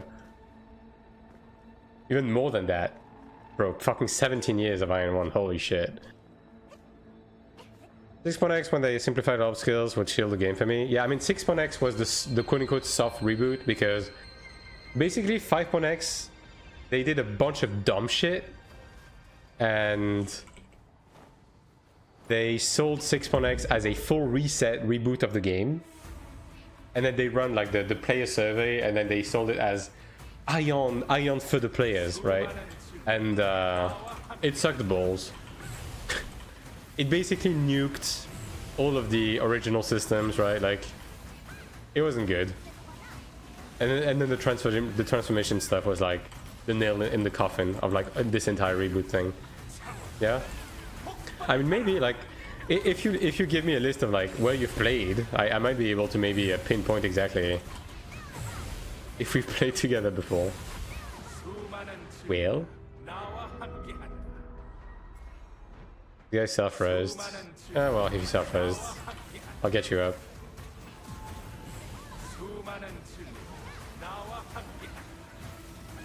There's a guy that's at the beginning of the instance because he got stuck in a rock apparently. That's pretty cool. 5.x.5 was plus 2530. Yes, that is when I quit, by the way. Like, I saw that shit coming and I just quit the game because I knew for a fact it was going to be a complete clown fiesta.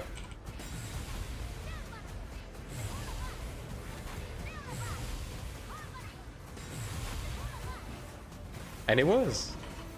Like, I looked back, I quit in 5.3, right? And the plus 25, plus 30 equipment was 5.8, as far as I'm aware, right?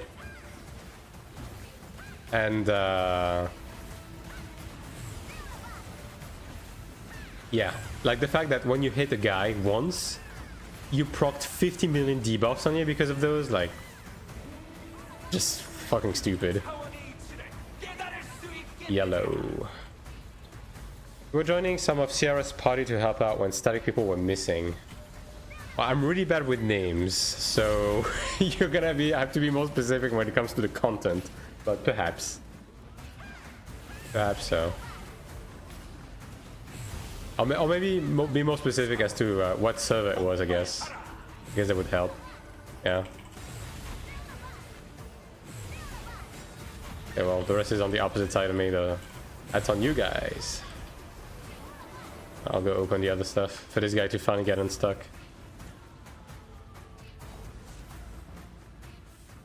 But yeah, like in 5.x I had a couple of plus 20s. I mean, I had plus 20 wings specifically. That gave me like the health buff, right? And like that was it. But then 5.8 came around with like the whole like no breaks and the checkpoints on enchantment. And then people got full plus 30 with 50 million passives on armor. Like 50 million skills on weapons, and it was like it was terrible.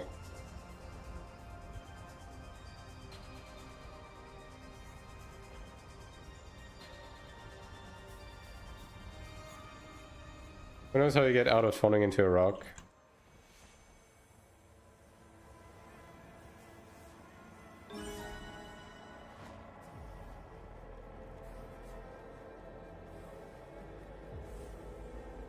Did I ever play on Telemachus? That was like OG days, right? Are you doing Rift in 15 minutes? Nah, I'm just full sending dungeons tonight.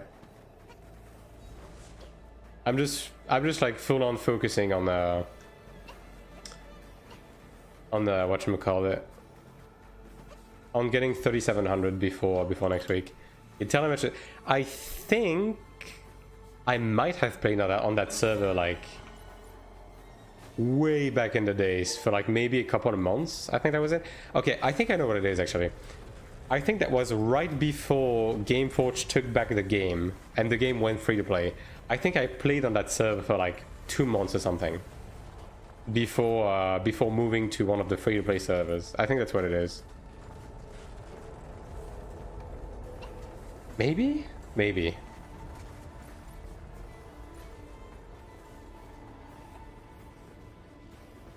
But like, I'm talking like that was like 2011 or something. So yeah, like 15 years ago, basically. Yeah, I think that was it, yeah. Although I don't remember doing anything with other people, but I'm, yeah. Memory might not serve me well on that front.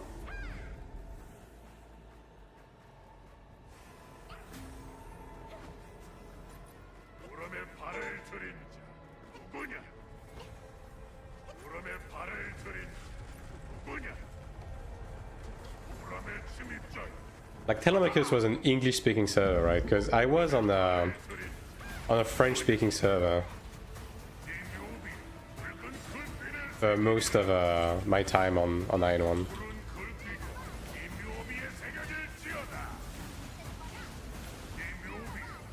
Oh, I was behind on the text. That's fucked.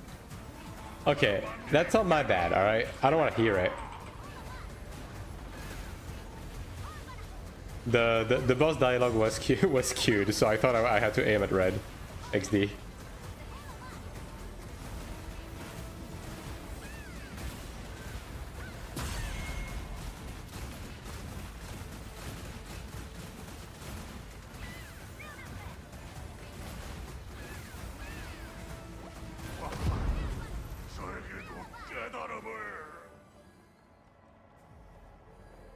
But I think that was when I was making like guides on 901 actually. I deadass made an Esoterrorist guide like 15 years ago on 901, dude. Yeah. You're the one who killed me? Bro, I got here, I enter the room, the boss gives me a line, I check the text, it says red, so I aim at red. But it turned out that the boss had like 3 dialogue boxes queued. So, it is what it is, you know? Unfortunate accident happened.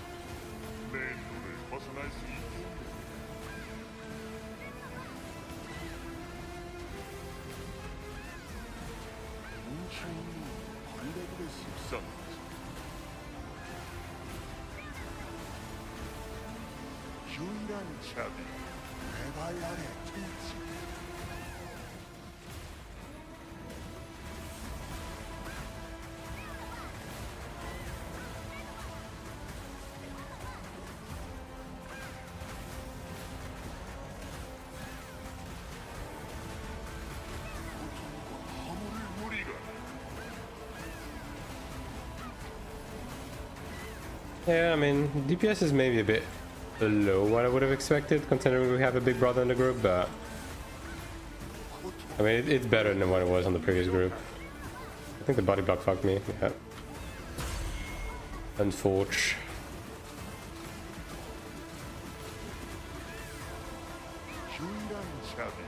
That is a far way.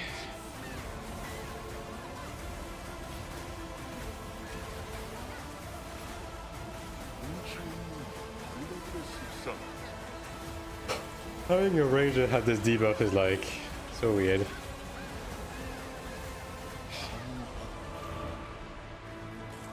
Wait, I can run 6 of these, and then I'm gonna have to move over to Transcendence because I'm running out of tickets. So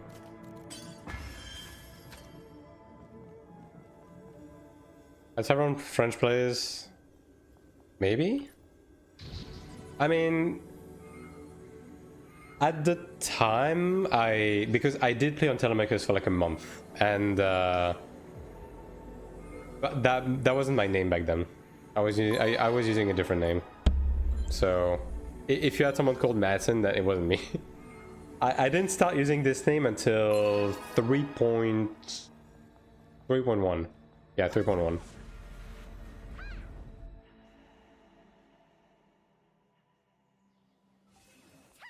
So yeah, might have been a different guy, probably. I played Cleric back then, actually, so... I guess depending on the class.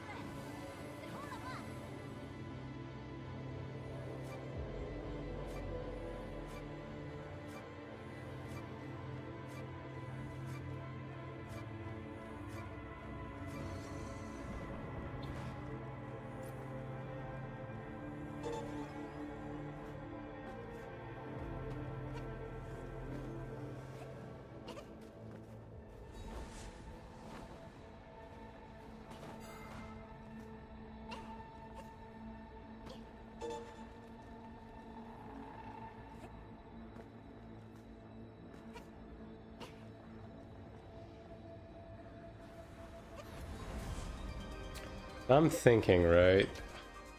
I have to... It's these 2 nodes, right? Okay, so it's the 2 bottom right nodes then. I mean, okay, how many more runs of Transcendence do I have this week? It's gonna... I have like 15 or something, so... I mean, maybe I can get 1 additional like weapon damage boost nodes before the end of the week if I get really lucky. But then again, if I get really lucky, Sakura is literally gonna jump off a fucking window, so I do have to be careful of that. Because I already have as many nodes as he does. By running like half the dungeons he did, so, you know.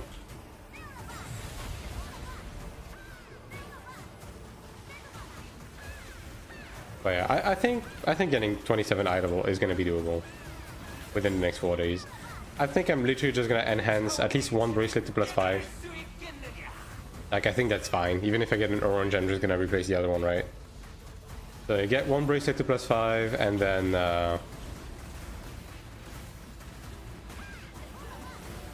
I've already run my Isle stuff, although I haven't run my raids on my ults yet, so I might be able to knock out a few extra Isle builds, and then for the rest,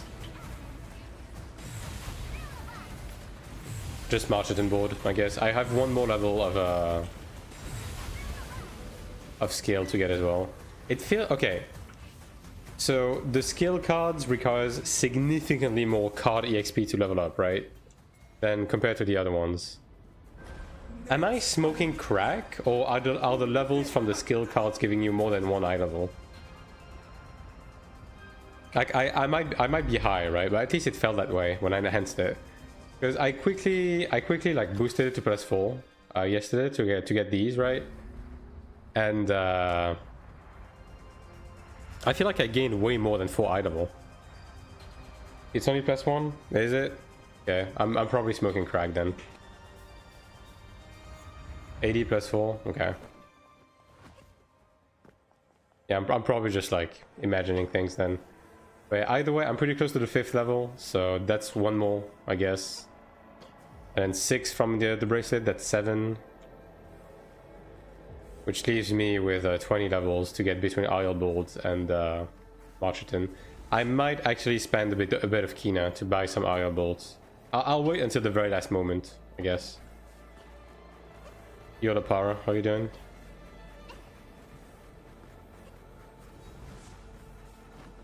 Yeah. I'm just gonna save up a bit of money. I'll try to push my bracelet to +20, to +20. And then just save up everything else to buy IR bolts if need be. I mean, I guess also it's gonna be a new week, right? So I can also just run my Ascended Trials when the weekly reset happens before Sanctuary and probably be fine as well. Just wish I can use my ult to move the cores for the guaranteed craft. Yes. They have made the breath and the cores transferable, so you can use the dungeon items of your ult and then transfer the cores. If you're not sure, you can just check the icons, right? The icons on the item itself. It should say server transfer available. Let me see. I guess you can actually just check on that.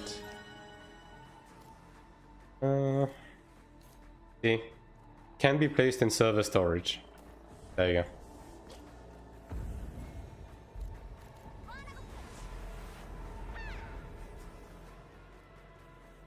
That was one of the changes they made last week. And the same is doable with the breath item now. Eating cookies? God, I wish it was me.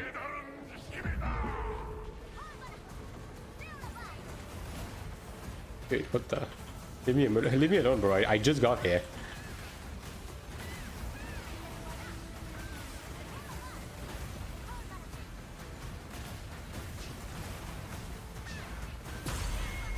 I got my first PV item, a ring. What soul binds does that need as a gladiator? Rings across every class are always going to be the same shit. It's just skills. So you just want to roll whatever skills you need depending on the thresholds you want. So just focus on the level 20 skills first, and then roll the skills that are important for 16, and then if you have everything sorted on both of those fronts, then you can either roll attack on the last slot, or you can roll skills that you use often to get a bit more tilted damage out of them. And yes, overhead slam obviously is one of those skills.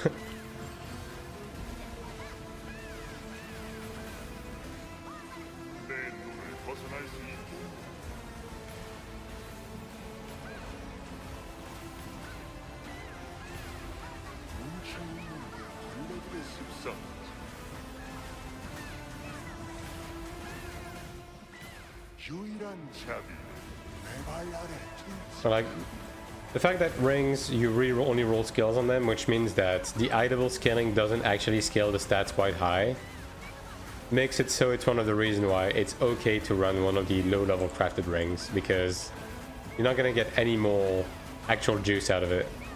If you're crafting a high-level ring, it's basically just for the eye-level. And the very teeny, itsy, tiny bit of attack you get from the base stats. But yeah, mostly the eye-level.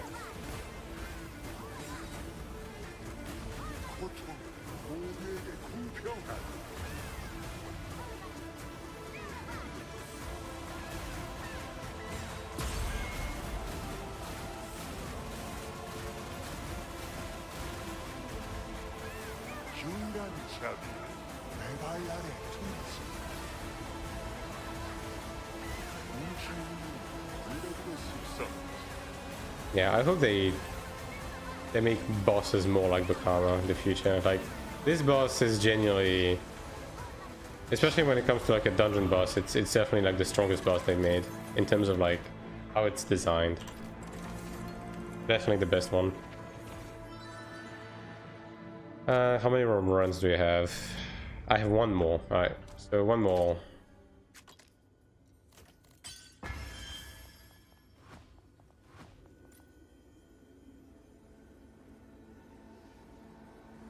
One more, and then we do some Transcendence. I'll try to ping Sakura, I guess. But then again, he seems to be away, so he's probably sleeping. Let me just open this up.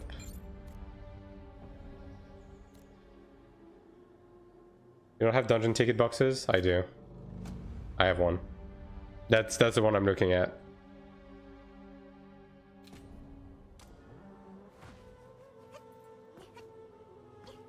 It wouldn't even let me make the group if I didn't have a ticket.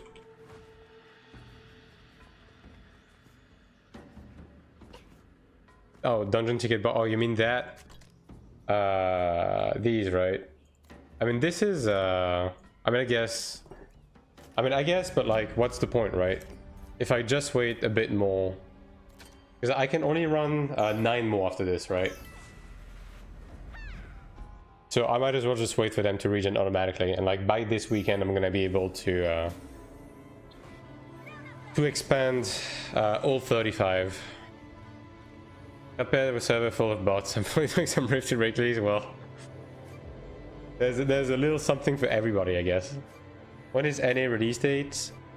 Global is estimated to be around September, so that is to be taken with a grain of salt, because basically the actual indicator we have is Q3, and September is the one that makes the most amount of sense based on what I've said. But yeah, that's the estimation.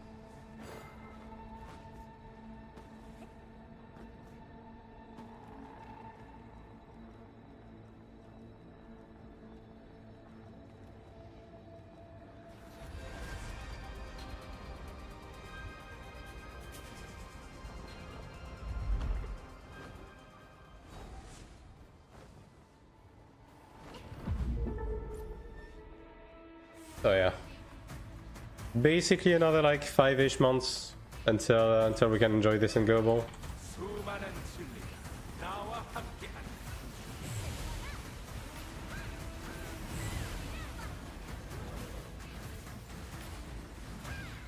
God, I really hope. Man, my number one hope with next week patch is that we're actually gonna get the improved UI though. That is the one thing I'm coping about, 100%. I will be very upset if we don't get it.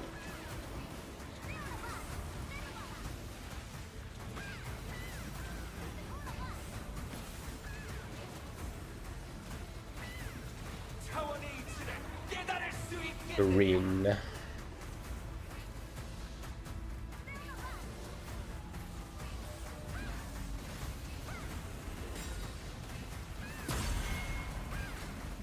Okay, this is Assassin's pumping, you know. Maybe not exactly to the same level as a Sakura, but pretty similar, all things considered. Alright, I'm off.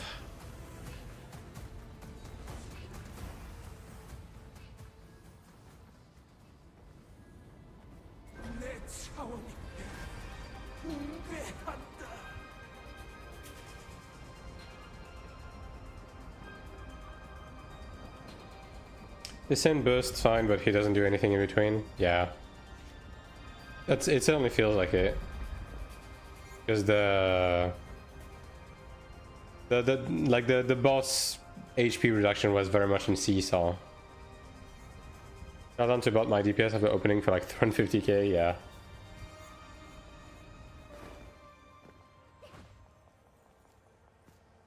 I do think it's a bit better than the ranger we just had though, so I'll take that.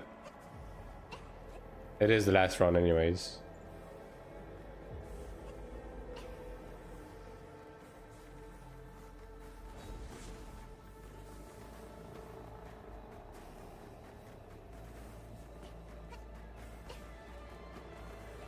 So much fucking ideal energy. And like, see, this is exactly what I mean, right? Like, I need to be right back for 5 minutes after this run. Yeah, that's fine. That's okay. I can do some Abyss PvP or whatever. Well. But like, this is exactly what I mean by the fact that I hope they just eventually retire Odell energy, right? Because we already have a weekly cap on the amount of time we can run each content type, right? So yeah, honestly, just retire Odell energy. Let us run 35 dungeons. And how many transcendents can we run a week? 28, yeah. 35 dungeons and 28 transcendents a week, whatever. Fuck it, you know, we can handle it.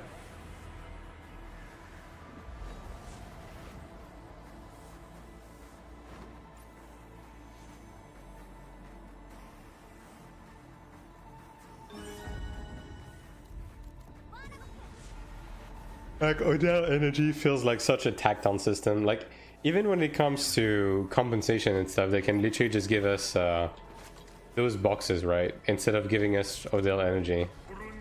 Like, I don't know, man. Nice. Nice welcoming gift, guys. Appreciate it.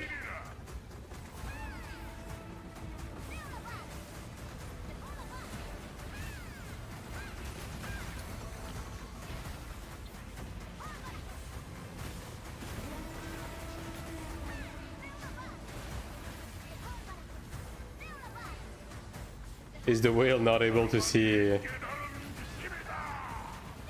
Not able to recognize colors? Second bar kill was a 5-star officer. Yeah, many such cases. And like, this is exactly why they need to make high ranks be PvP flag by default. Like, these like high rank juices are way too fucking comfortable botting 24/7. Just fighting auto flag anyone that's officer and above, you know?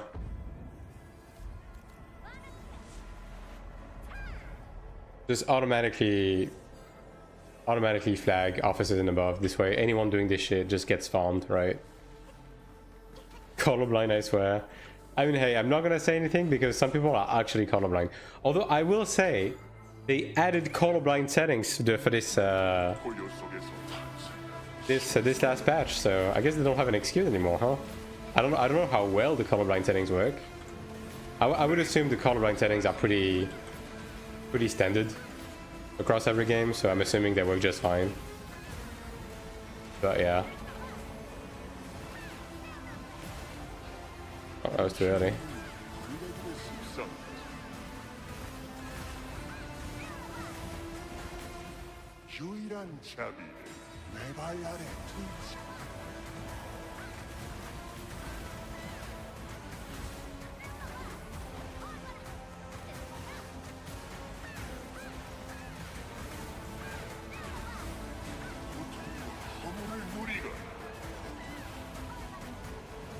I'm always scared that someone is gonna fall off when this close to the edge, man. Like, it's really hard to see where the edge is during the ring phase.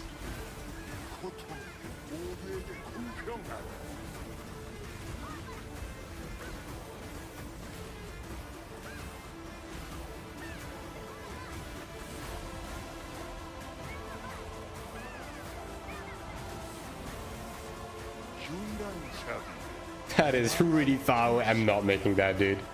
In no way. Yeah, how close to that is he? I mean, I guess I'll burn a stone. Whatever. Whatever, man. I'll take the L.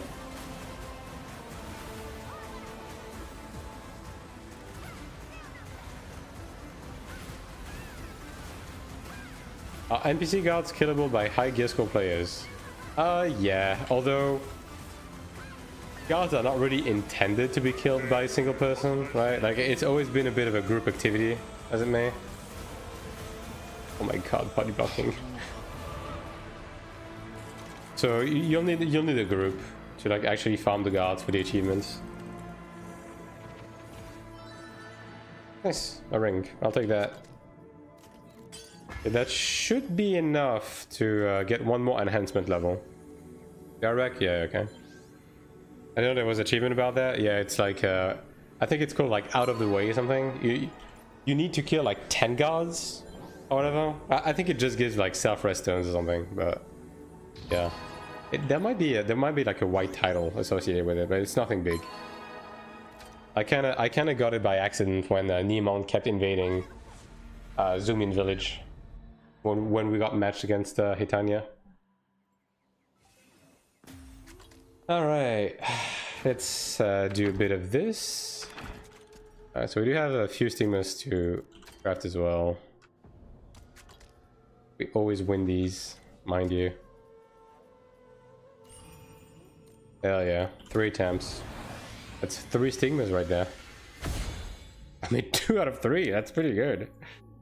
That's definitely pretty good.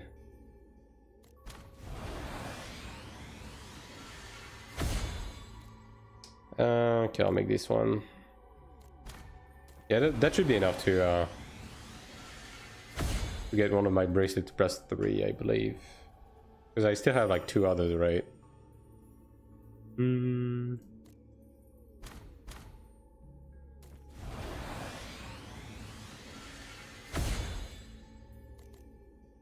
One more.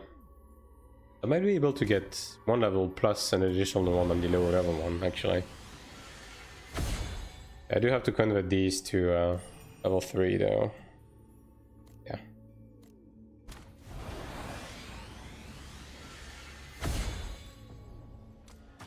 Alright, so this one is the high level. Takes 4 and this one takes 3. I'm actually just missing 1 then. Crazy. Thanks to the follow, Monkey Man. Okay, so this one is done then. Yeah, that's done. And this one needs 2 more. So I'm missing 7 then. So I'm missing 5. Yeah, I should be done this week. Sure, I'll just read that for now.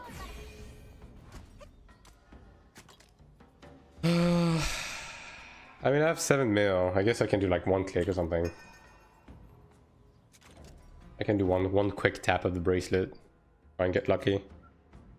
108. Okay, do I have... How many do I have right now? 16, so I'm missing 4. Yeah, let me just grab 4 real quick. Probably on the 7. I mean, I think that's about as good as it's gonna get.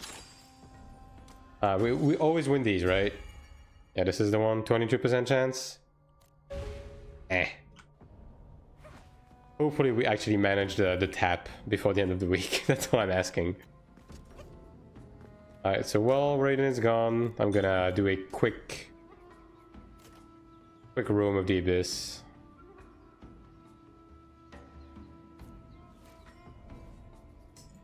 Okay. And then we'll do more Transcendence.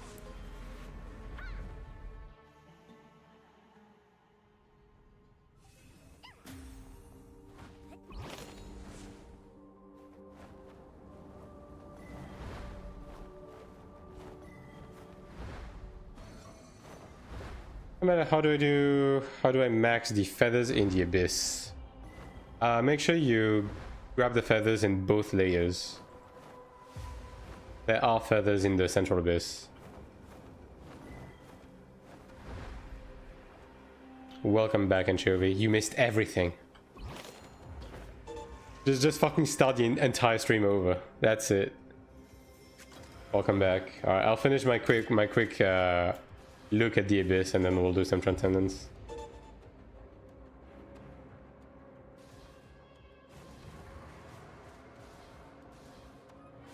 We will be doing some transcendence. What time is it? Oh yeah, we have plenty of time. Plenty of time. How many Philistines did you get? 0. I got fuck all. Although I got a decent amount of accessories, so this bracelet is done. On the PvE damage boost side of things, this one needs 5 more stones, so I should be done before the end of the week. Also, I failed 3 tap on this bracelet so far with +5, so hopefully I can manage it before the end of the week. Get my 6 eye level. Only got 1. I mean, 1 is 1. That's 1 less Philistine that you have to farm.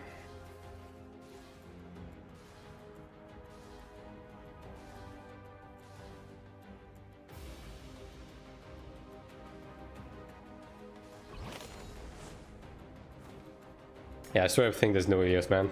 I'll check this side, but, you know. How many more Philistines do you need? Yes.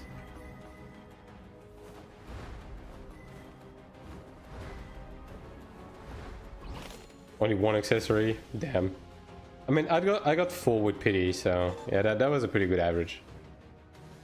Sleep is for the week. Yeah. I mean, dude, okay. Okay. You know what's fucked, chat? I was feeling bad because I felt like I was streaming less than usual because of everything I have going on in real life right now. So I was like, oh, I have less time, I can't stream as much. Dude. My last break day from stream was almost 3 weeks ago. I've been streaming every day.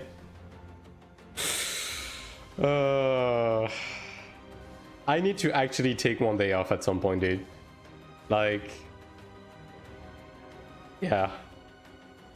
There's actually no Ilios. Oh, here's one. 8th class. Whoa, huge tonks, dude. Holy. Yo, fat 300 ranking points, dude. Holy moly. But I was looking at my my Twitch graph, and it's like, yeah, the last break was like on the 15th of last month or something. It's like, oh, okay. I was not familiar with my own game. Take care of yourself, mate. I mean, you know, at the end of the day, I'm having fun doing this as well. So yeah, it's okay. It's fine. I can manage.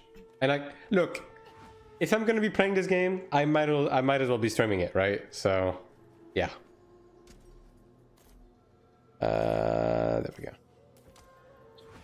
Now the one thing though is I need to go back on my YouTube grind a bit. I'm only uploading 2 videos a week right now, so I might be doing I might have to do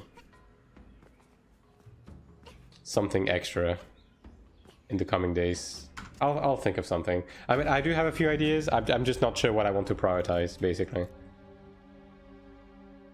Is there this little people running Transcendence right now? That's crazy.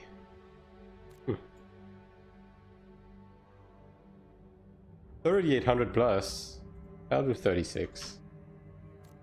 36 is fine. Let me switch back. Other problem with taking a day off. Okay. Oh shit, post in Discord. Yeah, I mean, it's fine. You may not have a problem with it, but I do have a problem with it. How about them apples? What are you gonna do about that? That's good.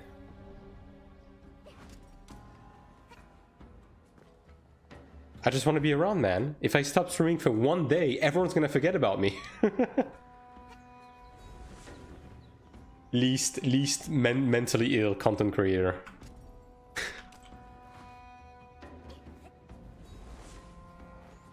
This guy wants to double Cleric. I think he just saw the healer spot and just joined instinctively and then realized, oh shit, there's another Cleric.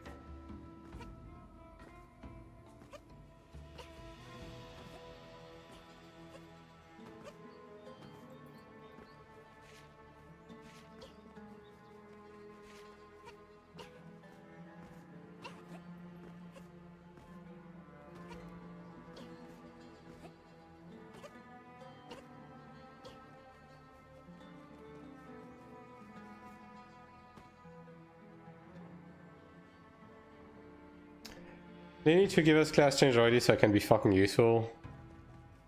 I mean, what would you change into? Templar, I guess? Templar would be the most sensible change.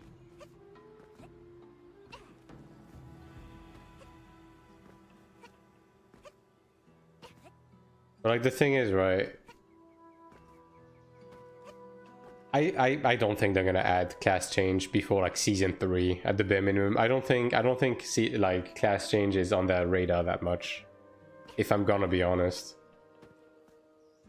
Yeah, one button is slower and does more damage. I guess Templar spams the shield bash thing, right? Yeah, we'll be destroy and run roam stream if we get until you show up. Yeah, man.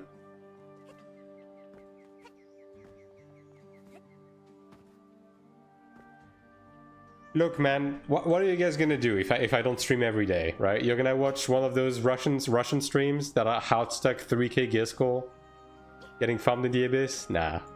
You're gonna watch one of the Korean whales that is just zerging? Nah.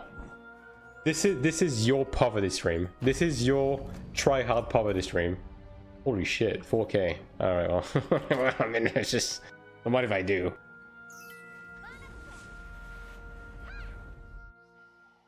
Judgment? Yeah.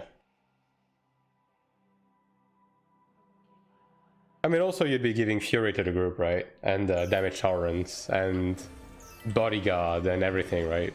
Like, Templar is just really fucking good right now. It really is. I didn't subscribe twice to hear the painful truth.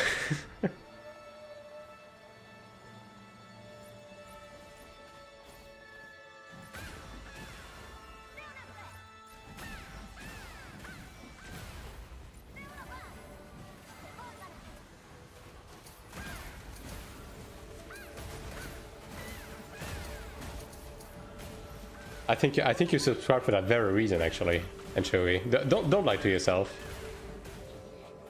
We know why you're here.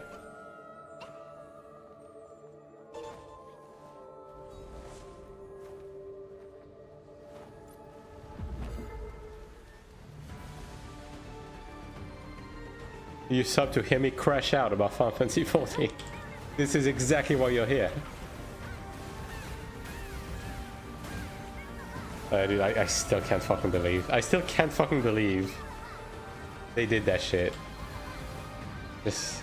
I feel so bad for Final Fantasy 14 players. I mean, at the end of the day, I guess you know exactly what you signed up for, but like, come on, dude. How? It's just genuinely fucking painful to see a dev team be this tone deaf, you know? It's crazy. Throw the player base a bone, you know? Give them something. Poverty stream for lowly peasant like us? Yes. This is the relatable stream. That's the one.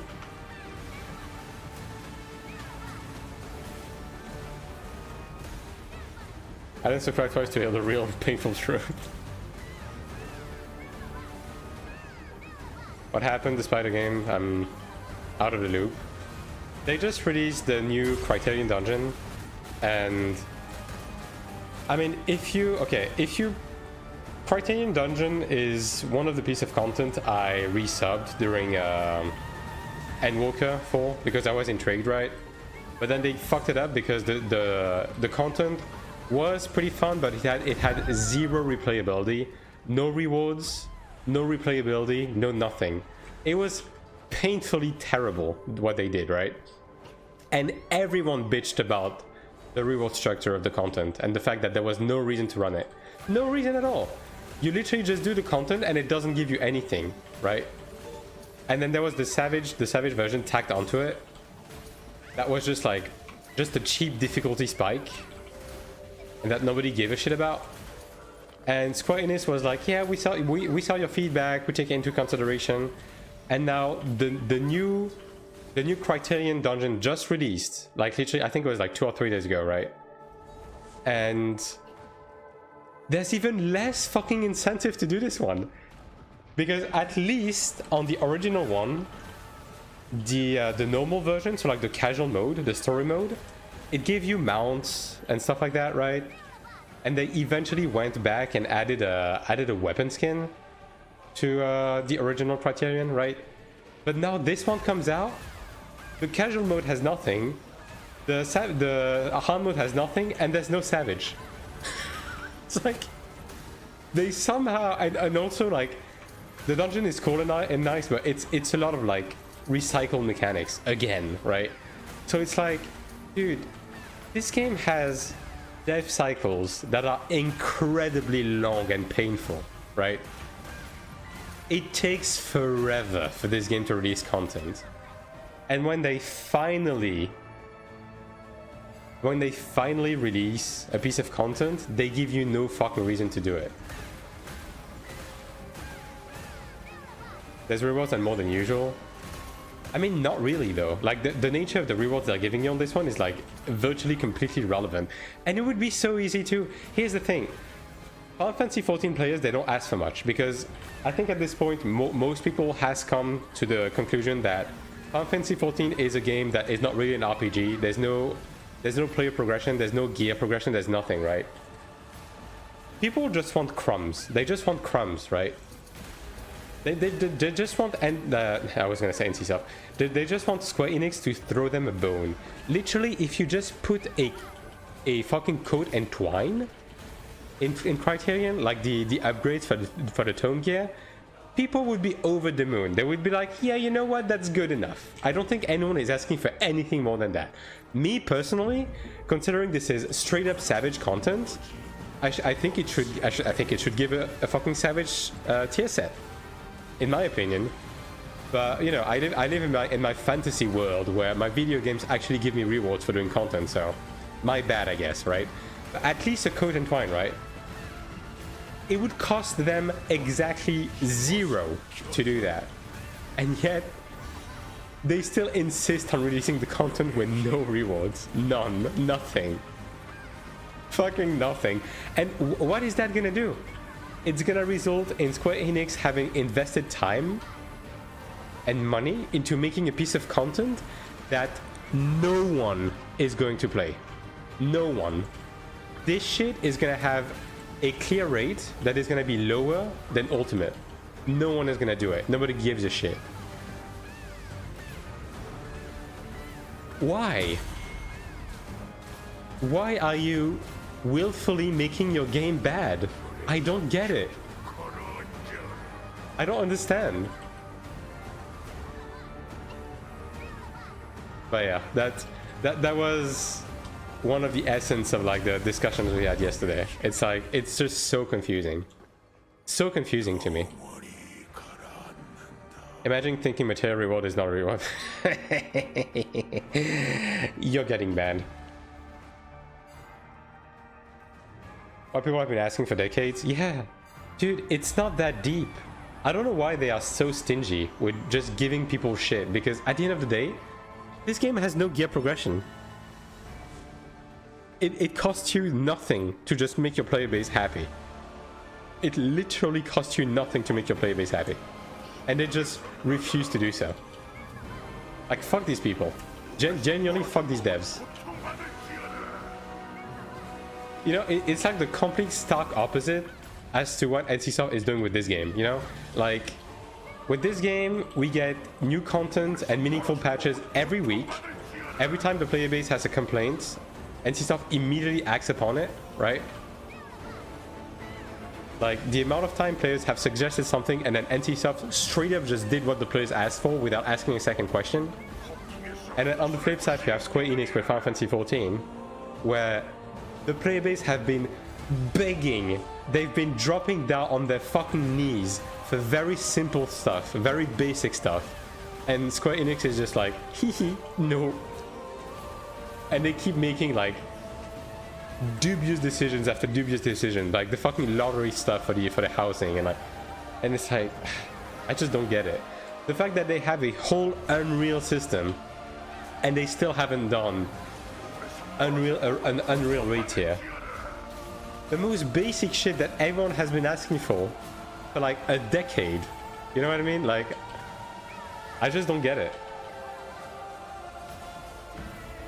In all seriousness, this content came out like 2 months after Savage release. That should be... Yeah, dude. And look, man, at the end of the day, does anyone give a shit about gear progression in Final Fantasy XIV anymore? Gear means nothing in this game. You know? Like, just throw people a bone. And also the fact that you're talking about a game where you can play how many jobs now? How many jobs on Final Fantasy XIV?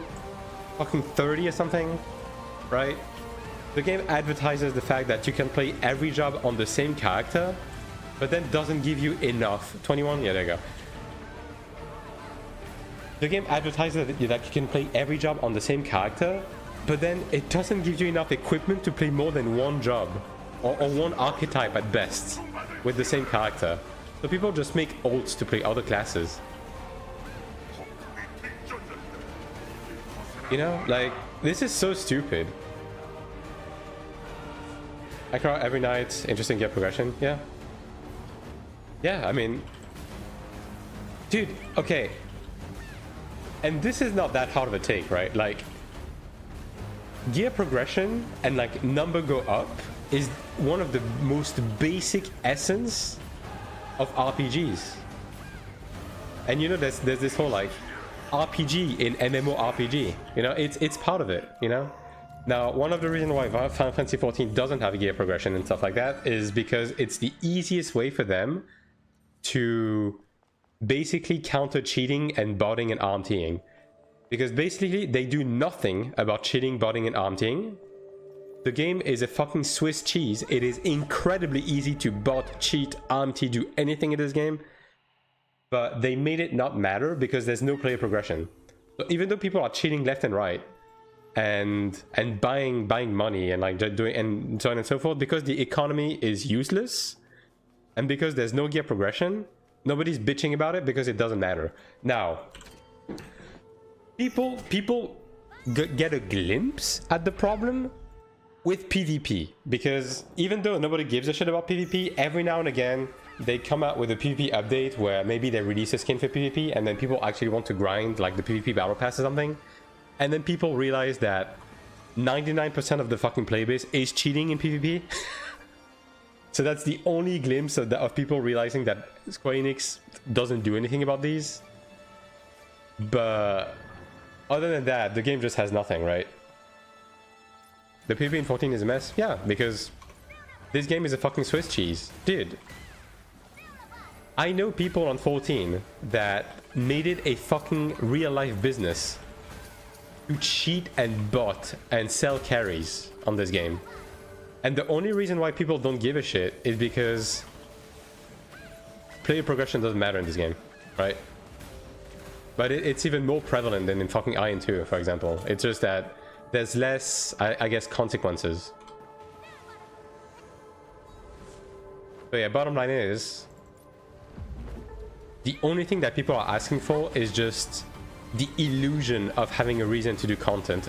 Just a tiny bit of motivation. Anything, and they just won't give it to them.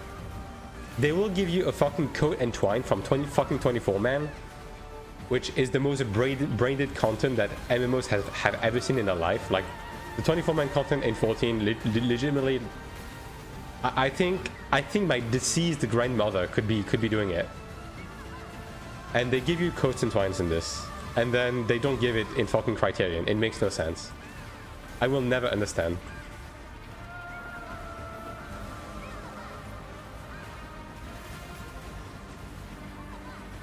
I know for the people who don't play 14 in the chat, none of what I'm saying makes sense, but yeah, that is one thing that I just straight up cannot fucking take seriously about 14. Like how completely disconnected from the player base the devs are, and how terrible the patches are, is kind of crazy. Superior and more enjoyable than other supposed PvP games. Alexander gives you clear advantage at one trade every season, and it's not just that, right? It's not just Alexander. There's also like auto rotation and like permanent sprinting and so on and so on, like stuff that people also do in PvE but that nobody's giving a shit about because whatever. Again, no player progression. It's a PvE game. But as soon as it bleeds into PvP, people realize it. And that's one of the reasons why I don't think Cleric is like very eager to encourage people to do PvP. Because they don't want to moderate it.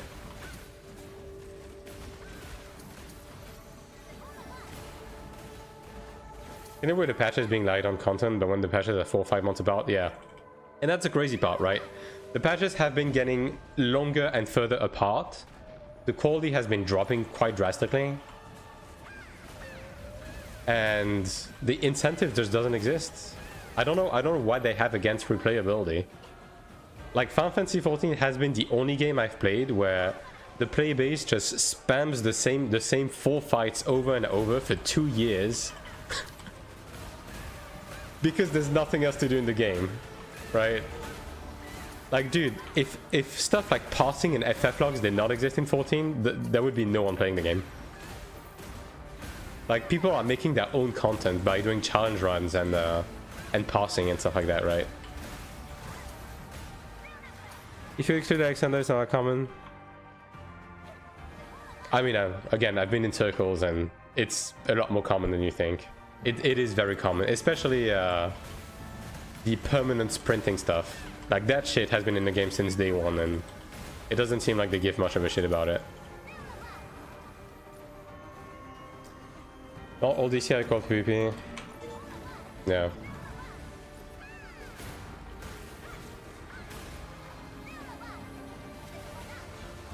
But yeah, and like that is one of the reasons why, even though obviously like a Korean game like Iron 2 is likely going to have like more prominent monetization and stuff like that, I don't really care, because at least when I play the game I have something to do and I'm having fun. Whereas personally, and like that only engages me, right? I understand that different people like different things, but me personally, Final Fantasy XIV is a boring piece of garbage to me. It's been the same content for 10 years. You have no incentive to keep running the content. The patch cycles are very fucking long. You're just stuck doing the same shit over and over. They are not willing to do any meaningful class changes or like any meaningful patches in general outside of expansions, which means that if they do an oopsie with your class, you're virtually stuck for the next like 2 or 3 years until the next expansion, and then you pray that they change something. Nah. It's not for me anymore. It isn't.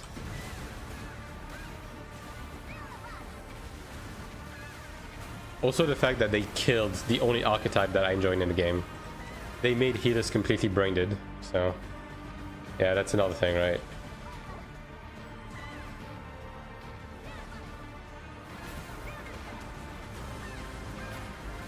I'm playing is alternating between Savage and Ultimate. Yeah, and like at the end of the day, I would still enjoy doing Ultimate because I did quite enjoy progging Ultimate, but the problem I have with Ultimate is that the time commitment you have to put into it and like the amount of hoops you have to jump through to find other players to commit the time just isn't worth it in the grand scheme of a game where I don't want to invest my time into any other thing.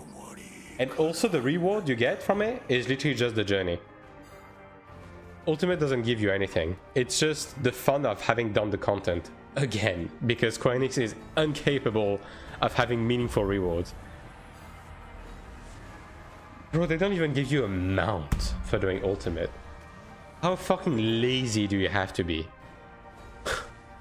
Just, I don't know, dude.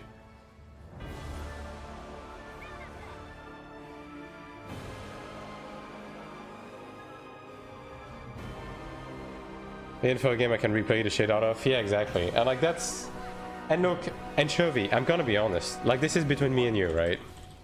I don't know how demanding you are in terms of like the clunkiness of the game and like the graphic fidelity and so on and so forth, right? But if I'm gonna be honest, if you're anything like me, anything, I'm gonna be genuinely honest with you, you would be having significantly more fun playing Final Fantasy 11 than 14. And I'm not even kidding.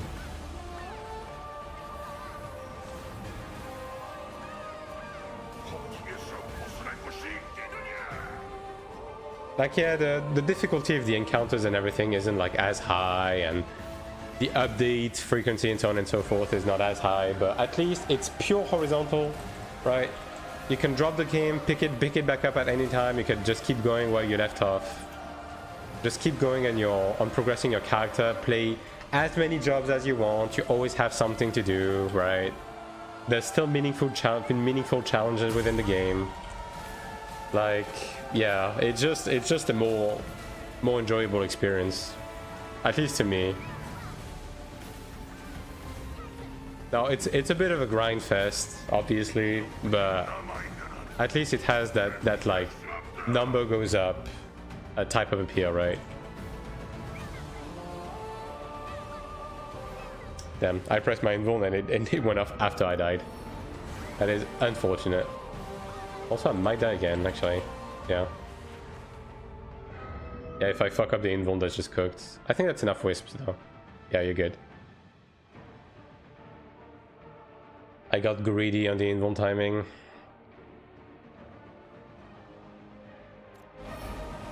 Yeah, you guys are both gonna get a hammer on this one.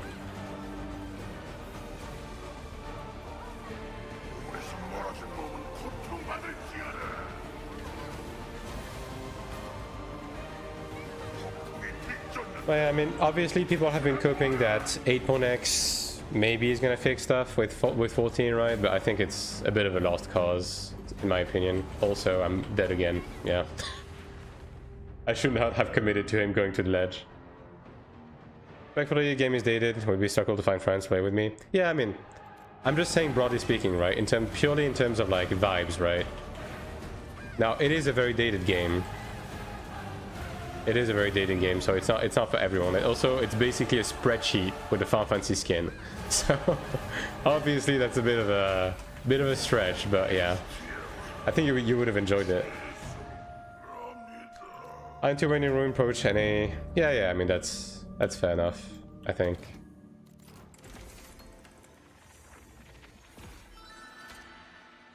People say the same for 7.x. I mean, that's how they get you, right? They just keep telling people the next one is gonna be better, and then it isn't, right? I mean, there's a reason why the game has been bleeding players quite heavily. But hopefully it can course correct. You know, I'm never gonna wish on the downfall of any MMOs, right? Because at the end of the day, competition breeds better games. So if 14 gets better, every other game gets better, and like that's true of every other MMO, right? But I do hope they fucking finally fix their shit. Is something wrong with the mic, or is it on my side? Well, I hope not. I hope not. I did have a Windows update, so hopefully that did not fuck with anything, but now it's fine. God bless. Oh, the 14 players need their game to die. Nah, I don't think any game should die. It's just that if anything, Square Enix needs to be in a really bad pinch. That's what they need right now. Square Enix needs to learn consequences of their acts to like fix their shit. He talks too much, we all complained. I know. I mean, okay, look guys, look. Be honest. Now I'm gonna get something better. Be honest, right? So I'm gonna put all of my cards on the table. I'm not someone that talks very much in general. I'm not a very yappy person. I don't typically talk a lot. I just kind of trained myself to keep talking when I'm streaming, to like keep things interesting and leave conversations open-ended, right? If you guys think I'm yapping too much, just fucking say it though. Like, I can focus on the gameplay a bit more, and I would be playing the game better as a result, right? But I just don't want the stream to be dude plays video game. That's all.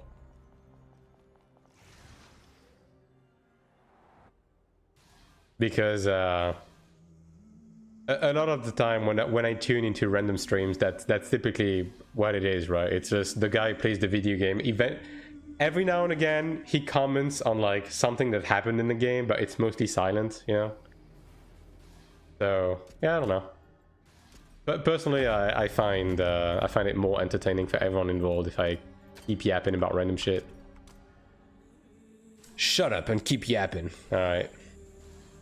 I think your mic is broken. There's this weird screeching sound. Oh wait, that's just your voice.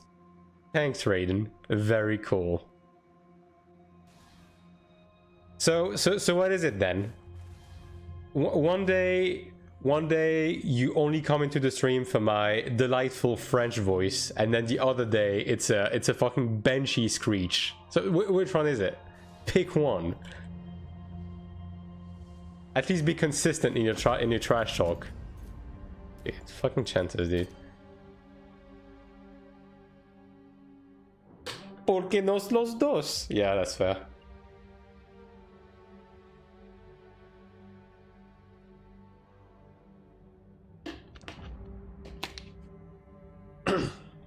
Like two baguettes being rubbed together in a good way.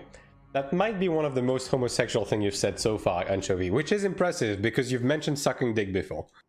So, I'll give that one to you.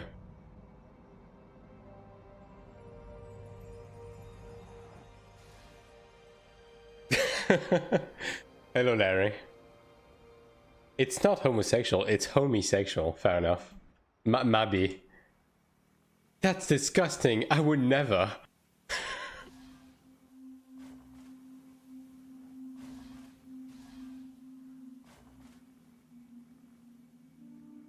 You know what?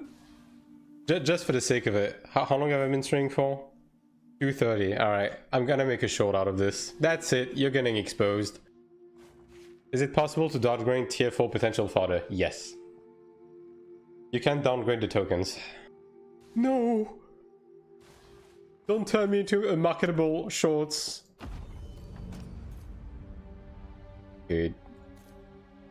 He's not even fucking... Get out of here. How? You just morph it again. Friend request received from Zik. Who is Zik? Sure, dude. I'll be your friend. What are you? Oh. Interesting. I was gonna say it's a big brother, but I think he's just a lucky guy. But yeah, you just morph the 4-star token, and then you there's gonna be a 3-star token craft that's gonna appear as well. The fuck is that? Like a noob. Block him.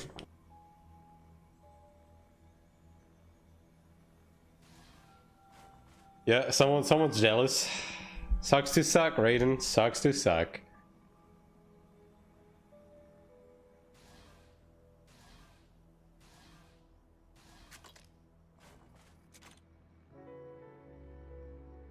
Okay, so I have a question for you, chat. Now that you're actually woken up, because it's funny, right?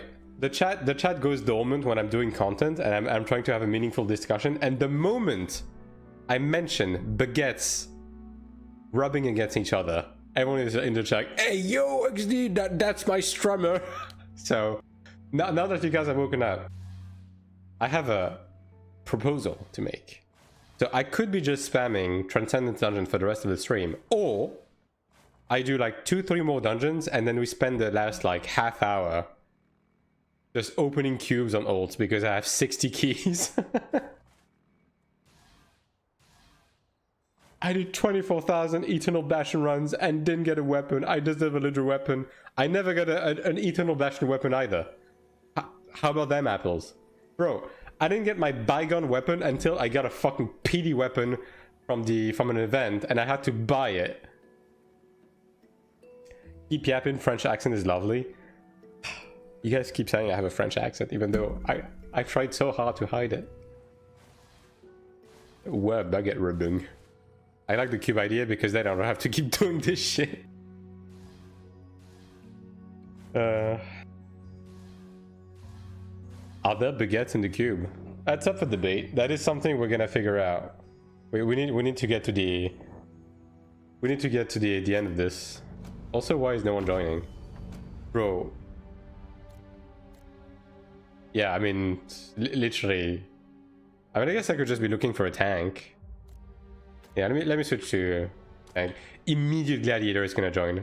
I'm giving it 10 seconds for a fucking gladiator to join, dude. Taiwan group finder's dead. You know why, Anchovy? Do you know why Taiwan is dead right now? Because they fucking banned people for using the fucking cheat. They banned half of the population. Your new buddy Zik is in one of the groups. Oh, is he? Damn, that's crazy. Maybe you should leave it and join mine.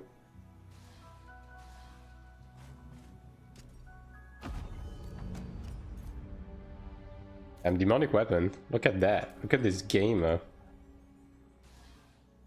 Abyss is so dead in my server. Yeah, same.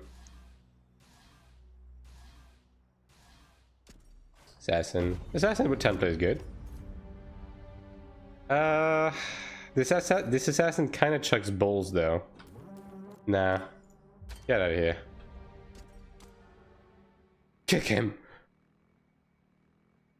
Got a ranger. Dude, what the fuck was... I mean, I guess it's full +5. Dude, what is wrong with those people? Getting all of this random fucking gear to +5. Whatever, dude. We are doing one last run, and then we'll do some cube gaming. I don't know. Maybe we'll do some PvP. Invite me, Kais. Oh, I didn't see that. Well, you know what? I'll do you one better.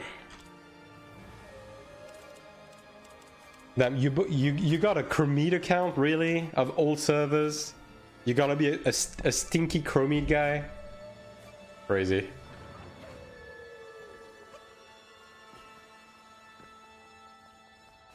Look at the gear. And you'll know why. Did you get a bit of a big brother situation? Is that what's going on? Let me have a look. Are you online? Oh, you haven't accepted yet, so I can't look.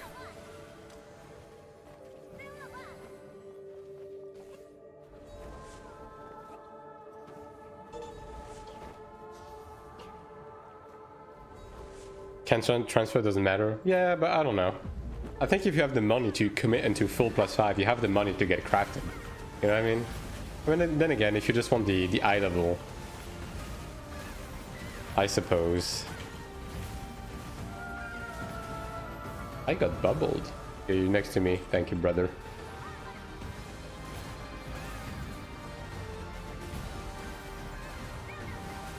My Defiance is level 20 now. Like, my Defiance cooldown is so short. It's kind of funny. Honestly, I think I prefer Defiance being level 20 over, like, Condemnation or something. It's unironically really fucking good. Also, I'm never gonna make that second one. Actually, I did. Never mind.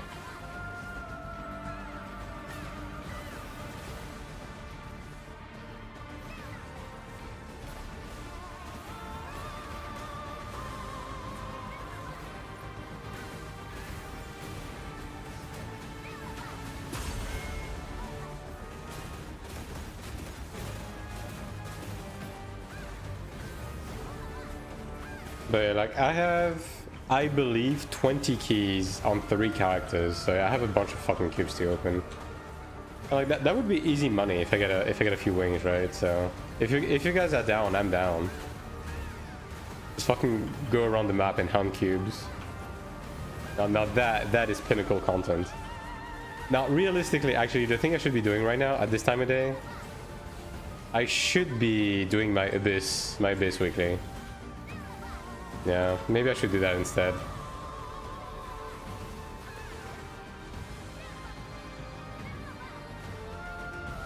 Oh yeah. Fuck my shit up.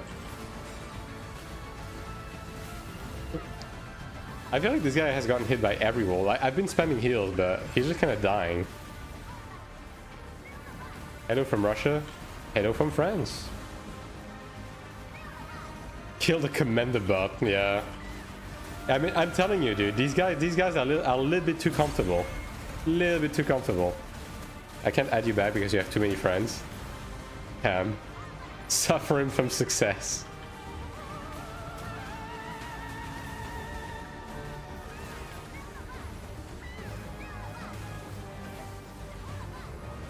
A nice body block, holy moly. Let me delete someone that stopped playing the game after 3 minutes of playing it. I have plenty of these. You almost out DPS this ranger. To be fair, I think he spent 70% of the fight dead. I'm gonna remove a Narlock. Sorry, Narlock. Maybe if you come back. There you go, I have a space. Also, it's a wyvern. Alright, get it right. Not a lizard.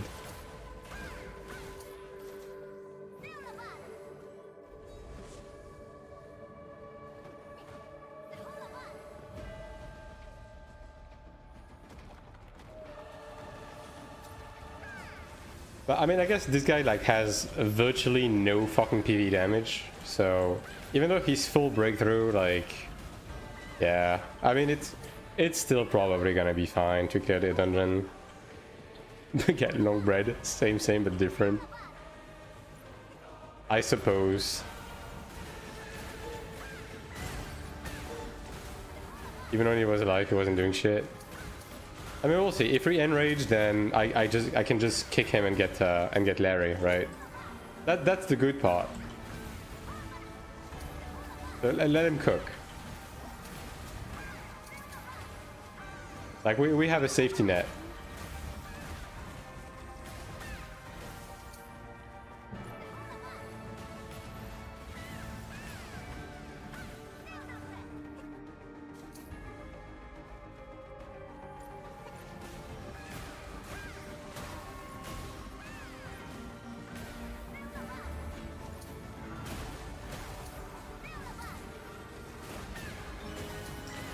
I also need to get my Divine Right to level 20 on my PV set, but I have to do so many fucking rerolls, dude.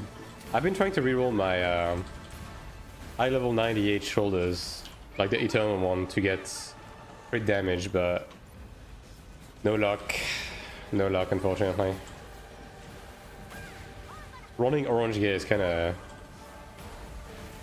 of bad. I guess I could try right now. I did get a few more stones from running cradle, yeah.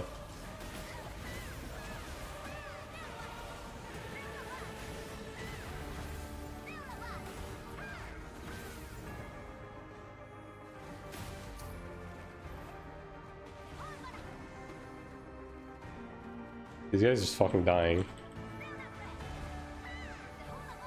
Yeah, this ranger needs a bit of help. I'll say that.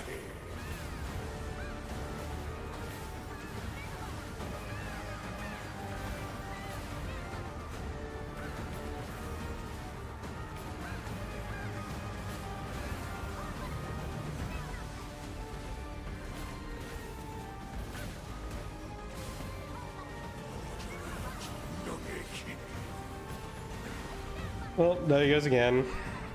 I mean, I'm literally spamming Radiant Recovery on cooldown. I don't know how this guy is taking so much damage, I'm gonna be honest. I mean, it is a bit impressive, if anything.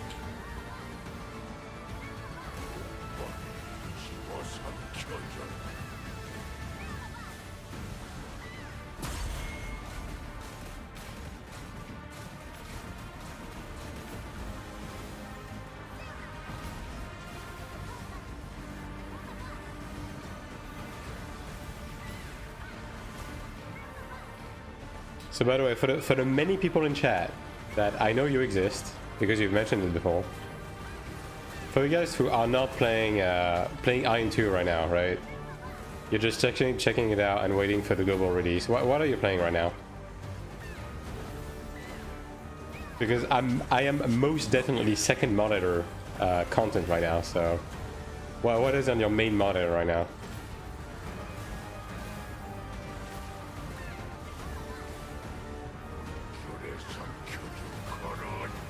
In the Lost Ark raid? Oh, I need to fucking look at the screen. Holy moly. Forget that happened. Neko Para. Alright, Raiden, you're in slick. You're in the dungeon with me right now. Although I guess that doesn't really prevent you from playing Neko Para.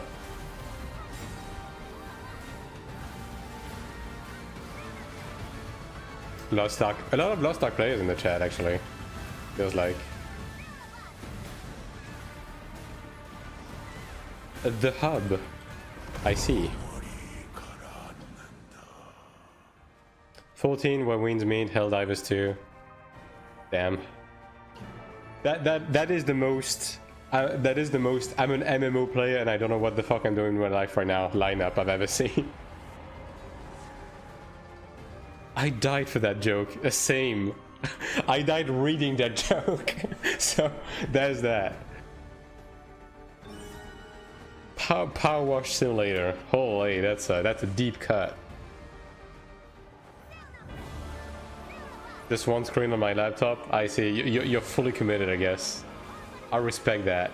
Although, I mean, this day and age, right? You have plugins to put the video player of the stream on a separate like pop-up to watch it while doing something else on the same screen. I'm guilty of that. You know, I have 3 screens, but on occasion I will put a YouTube video on my in-game overlay because that is how terminally online I am.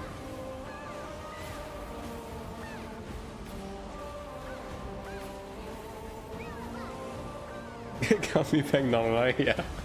I mean, yeah, you know, been there, done that, you know. It is what it is. One and more screen on my PC. I mean, once you go 2 and more, you never go back. I mean, dude, I have. And this guy died from the puddle. Crazy work. My 3rd screen is literally just for Discord. I have a. Dude, that sounds so bad.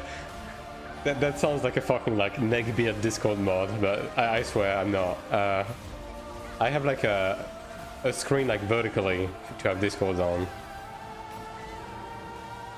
Discord or wikis, you know when you're playing like those wiki heavy games, yeah. Like having a vertical string for that is pretty useful. Final Fantasy 11 is one of those games. Only Iron 2? Yeah, I mean, same as me then. I mean, honestly, I've been tempted to sin a decent amount as of late to play other games, but I just have to full on commit to this one. For many reasons. Not that I'm not having a good time, right? But yeah, I've been tempted for sure. Oh yeah, I'm mega cooked. Gonna do that.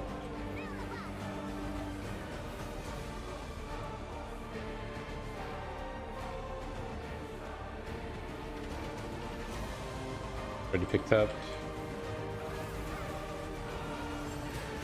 Used to play 2-3 MMO at the same time. I could never, dude. Every time I play an MMO, I have to commit to the single MMO. I mean, I guess if you play 14, it's actually doable because there's nothing to do in this game. Like, you're basically done like 2 hours into the weekly reset. So that's probably the exception, but yeah, for the most part, I've never been able to commit to more than one. Hey, Chromede or Kochi play in chat? I mean, Chromede for sure, yeah. For sure. Kochi though? I don't know about that one, Chief. I didn't even know there was a server that existed.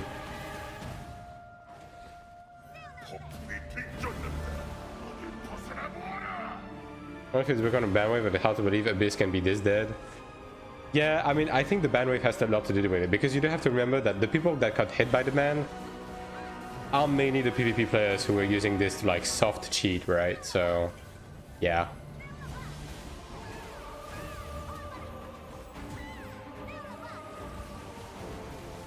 I do think it is. I mean, it is too big of a coincidence that the game suddenly feels very dead right after a ban wave. You know what I mean? Like, it's very sus. Very, very sus. Match with coaching Chromie in KR. Okay, I see. First time I played 14 Lost Ark and League. Oh, that's yikes, dude. I'm sorry for you. I'm glad you were able to get out of those dark times. Read 2-3 books at the same time. I got into more than one game. Yeah. I mean, I'm just the type of person that would just like fully artistically like commit to a single game at a time, and I will juice the fuck out of it until I get exhausted, and then I go to another game. Like that's the way I handle it. All right, let's do other stuff for now. Also, it is time for the gamba of the day.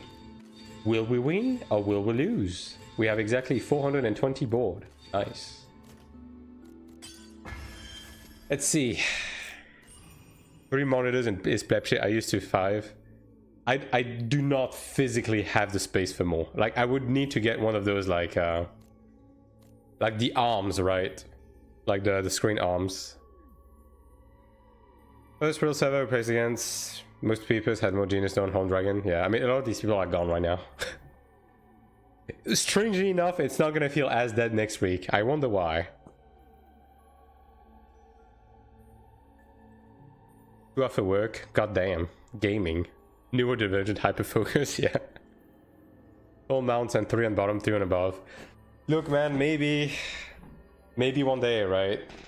Maybe one day I'll have to like have another screen for like one of those separate PC streaming setups or whatever. But right now, 3 is enough. I have OBS on the left, the game in the middle, Discord on the right. It's gaming time. Alright, let's see if you win. I mean, that's basically exactly odds. So, yeah, I don't win, I don't lose. I'm just perfectly in the middle. 2 Steamer Shards? That's a 2 out of 2. I mean, fuck. Honestly, I'm pretty lucky with these. Like, these ones have been hitting pretty hard.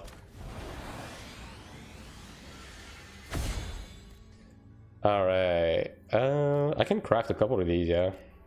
I guess I'll do a few rerolls. 8 of them. Alright, we have more Gamba coming. For now, let's do some... Let's try to get critical damage boost on this before next week. This one sucks balls, right? Yeah.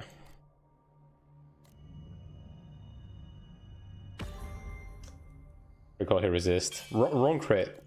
I didn't have more monitors, I guess. And you know what's funny about this sentence, Raiden? A monitor is a type of lizard. I'm such a funny guy. Back defense. Don't you have a phone? Yeah. Although it's not a very good one. I'm pretty old to race. Dude, just fucking give me critical damage boost. Stop playing around. Critical hit. Wrong crit. Wrong one. Hit. At least it's not a dead stat, I guess. Okay. Oh yeah, I did want to do one more tap of the funny bracelet. Let's see. 5, 9. Probably these 2. Yeah.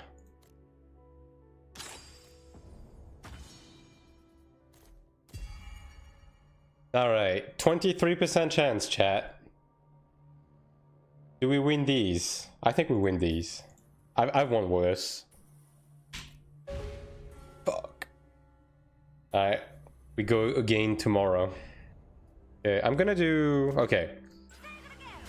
What do we think? Do I do the cube thing? Do you guys want me to open cubes for a bit? Or would you rather I just like roam the Abyss and do my Abyss weekly?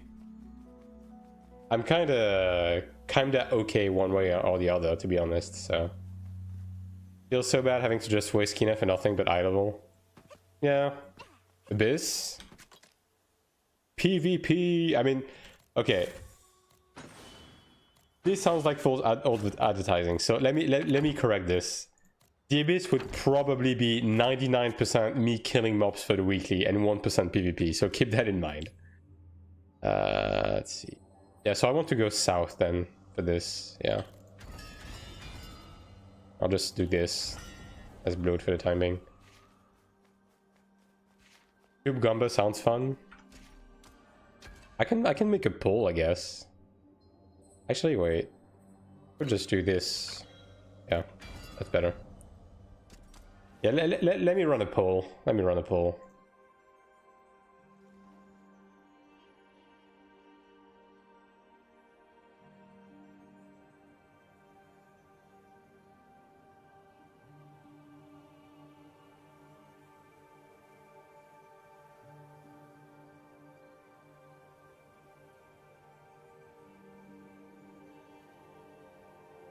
Alright, you get 1 minute. I forgot to check Kyra. It hasn't spawned, it's okay.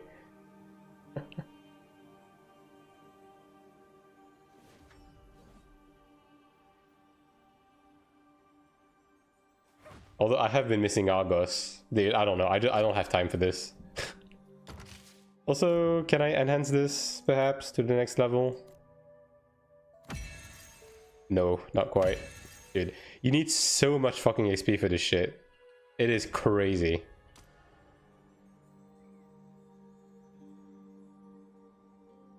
Okay, Abyss Weekly seems to be winning, although straight joking it is like right behind.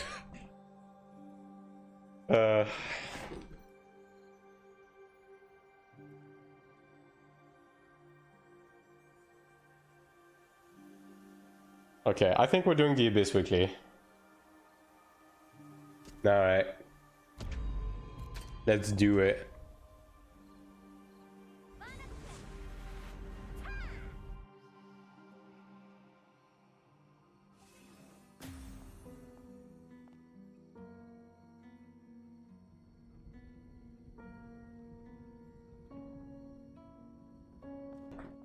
Okay. Let's just kill shit for like an hour. Actually, you know what? I'm gonna switch to PvE tab. Just for, I mean, I'm already on PvE tab. Just for convenience, because I am convinced I am not going to meet shit while doing this. We'll see. I could be wrong, but I'm kind of assuming it's gonna be very calm. So, yeah.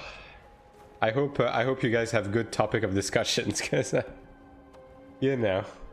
Let me close this, put this in. Alright, we're good.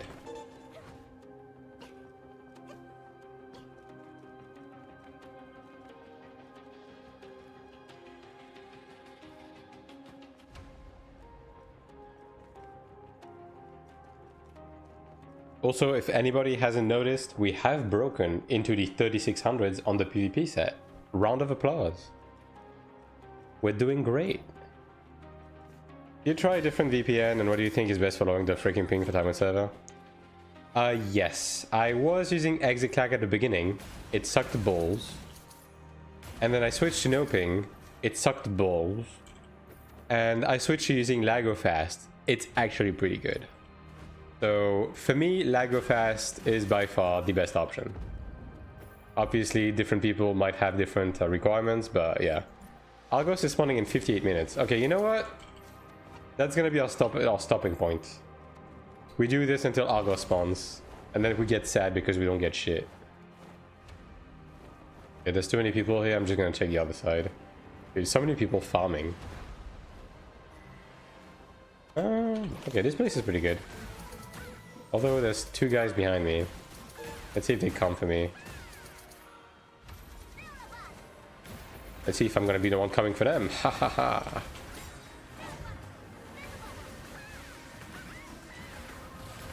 Well, these guys were not very threatening.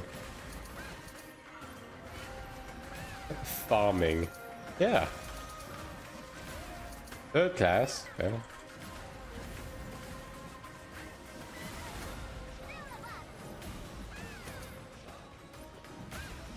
Yeah, the Kasaka Ilios are not very valiant.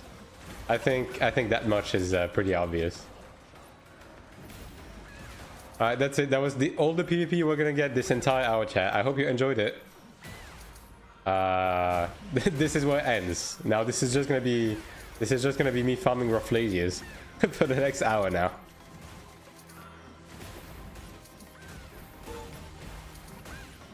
But yeah, LagoFast is by far the VPN that has been working the best for me.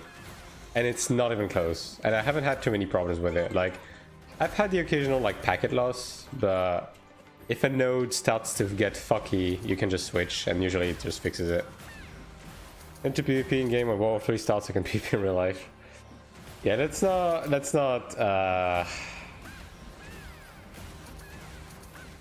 not count on that. Hopefully. That'd be nice.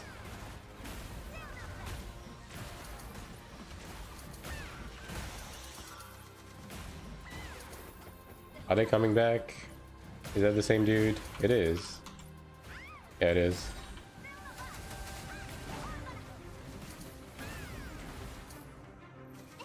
Yeah, this guy's 3.1, so I am outgearing him a little bit. Just a little bit. I'm the whale now. Maybe I'm the bad guy now. I have become what I swore to destroy.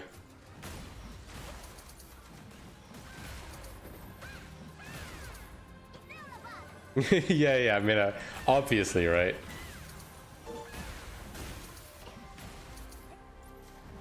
Let's just hope the funny orange man croaks before anything bad happens.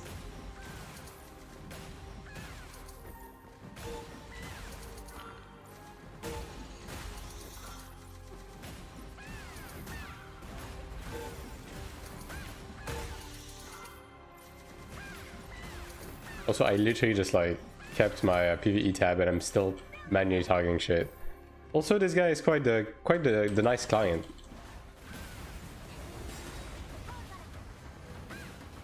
Hey, come again.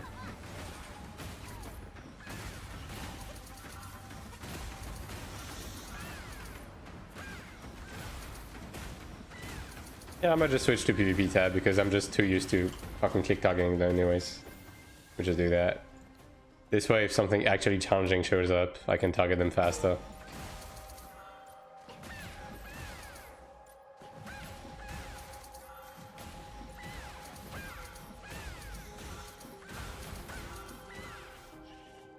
Yeah, I mean, this area is decent enough to farm. I don't know if I'm going to be able to finish everything within an hour, but I should get pretty close. Do you think swiping 30 bucks is worth it? Or can you get everything to like 3.6k as you are now? 3 times that with premium? I would say if you intend on playing this game for more than a few months, the sub is going to be worth it. You're going to save a lot of time. At the absolute bare minimum, what I would recommend you do is pay for the second sub and play ults. If you really don't want to pay the full 30 bucks, you could just pay for the second sub, play a bunch of ults, and be self-sufficient. Yeah. So like that would be like 15 or something a month if you do that. How much defense you got in your PvP gear? Good question. 27k. Need time commitment? I mean, obviously, right? But like, at the end of the day, this is a Korean MMO, so that kind of comes with the expectation. But if you just want to chill, if you want to lay back and play the game free to play just to experience everything before the game comes out to global, it is 100% doable. It is 100% doable free to play. It's just that you're obviously not going to be as competitive. And thank you for the follow. Xleshik. I hope I pronounced that right. Xleshik, maybe? But yeah, either way, it is doable, so you could just sit back and have fun and like enjoy pretty much all of the content. You're just gonna be like a bit behind basically, which ultimately doesn't really matter. Okay, but like playing an hour after work, yeah, then I think if that's the case, you're fine just playing free to play. If you just want to like see the game, what the game has to offer, and just like casually play until global releases.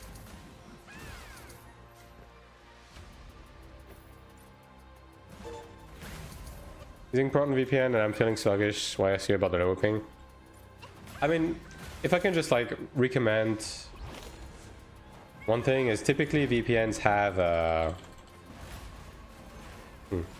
yeah.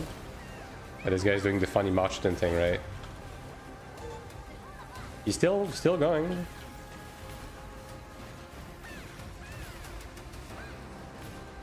That is so stupid now. It's not even funny. But like VPNs usually have like trial, like free trials, right? So LagoFast is working really well for me. So, and LagoFast does have a free trial, so you can try it out, right? I'm not affiliated with them in any ways. Like I'm just advertising them for the love of the game. But you can try it out, see if it works better for you. Especially because LagoFast will tell you that you have similar ping to other VPNs, but it just feels a lot more responsive in game. Like that's basically how it is for me. Like it shows the same ping as like no ping, but it's actually night and day when you actually play the game. So yeah. Eastern Europe, yeah.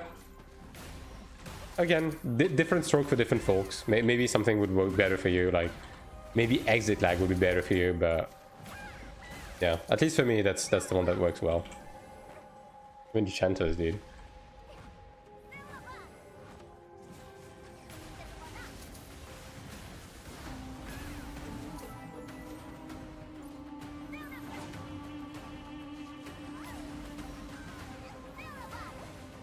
You know what? Fuck you. Keep holding your funny button, dude.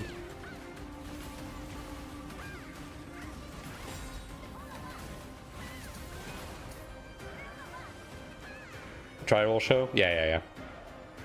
Also, I guess one of the added benefit is that LagoFast does have a DPS meter built in, right? So if you care about that, I guess that is a feature, but yeah.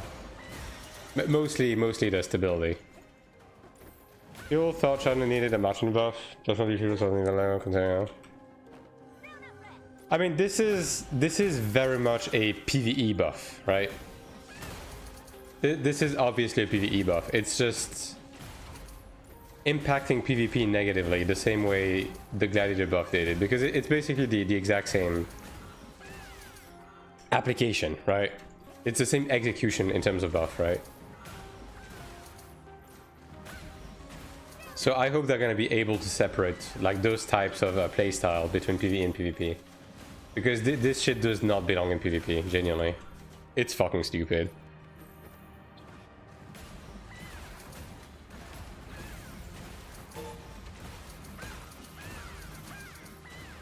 The thing is, I played only full support Cleric and I now have 2 DPS. I mean, honestly, it's more engaging. I like it. I like the fact that Cleric is so ingrained into being a hybrid, right? It's pretty good. Oh, in your chat calling me, I mean, I think actually a few people have come into my chat saying that Chanta is fucking stupid now, so you know, much easier with 12 buttons. Yeah. You know, Cleric is still one of the more like engaging classes in the game right now. And I hope it remains this way. At least you're using all of your buttons, you know. Can one person say shit about Chanta yet? I haven't seen it, doesn't exist. Well, I can guarantee you that there has been, because I interact with my chat. I can guarantee you people have come into the chat to say that Chanta is fucking absurd now. Which it is. It is. Like, Chanta is the only reason why I'm not applying Arena right now. Because I know for a fact that if I tag Arena, I'm just gonna... It's just gonna be a fucking Chanta fest. You know what I mean? So yeah, I genuinely cannot be bothered fucking with this right now. Like, Gladiator was annoying enough to deal with this fucking buff, right? So I don't want to deal with it. I don't want to deal with the same but ranged on a tanky class, you know. I won't flame me when I make valid points about Glad anymore, right? Arthas will, dude. Arthas flames me. You need to understand that Arthas is just a jaded old dipshit. It's just part of the character, you know.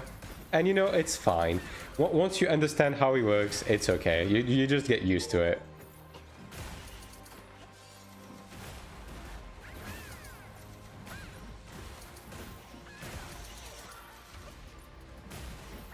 On ults, can you equip gear that's both suitable to other characters? No, you cannot. You can transfer gear to enhance it and to use it as soulbind material, but you can't use it.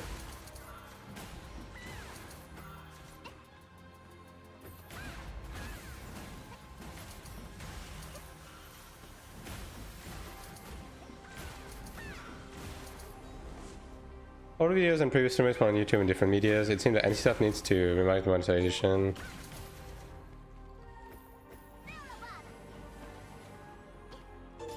I think the monetization, the only thing that really truly needs to change about the monetization is that, and what is the most likely is they're just gonna axe the second sub and then just leave it at 1 battle pass, and then otherwise the game is fine, if I'm gonna be honest.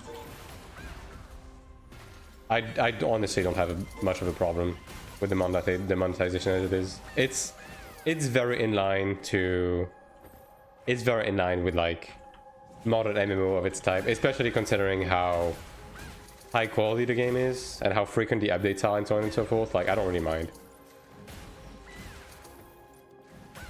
And the fact of the matter is, even as like a sub-only player, you're not really penalized for not swiping any, right? You can just like experience all of the content as it comes out. You can be competitive in PvP, right? Like, I think it's mostly fine, but I do think they need to like axe the second sub, make the sub Bible with Kuna, and then limit it to 1 battle pass, and then it's gonna be fine.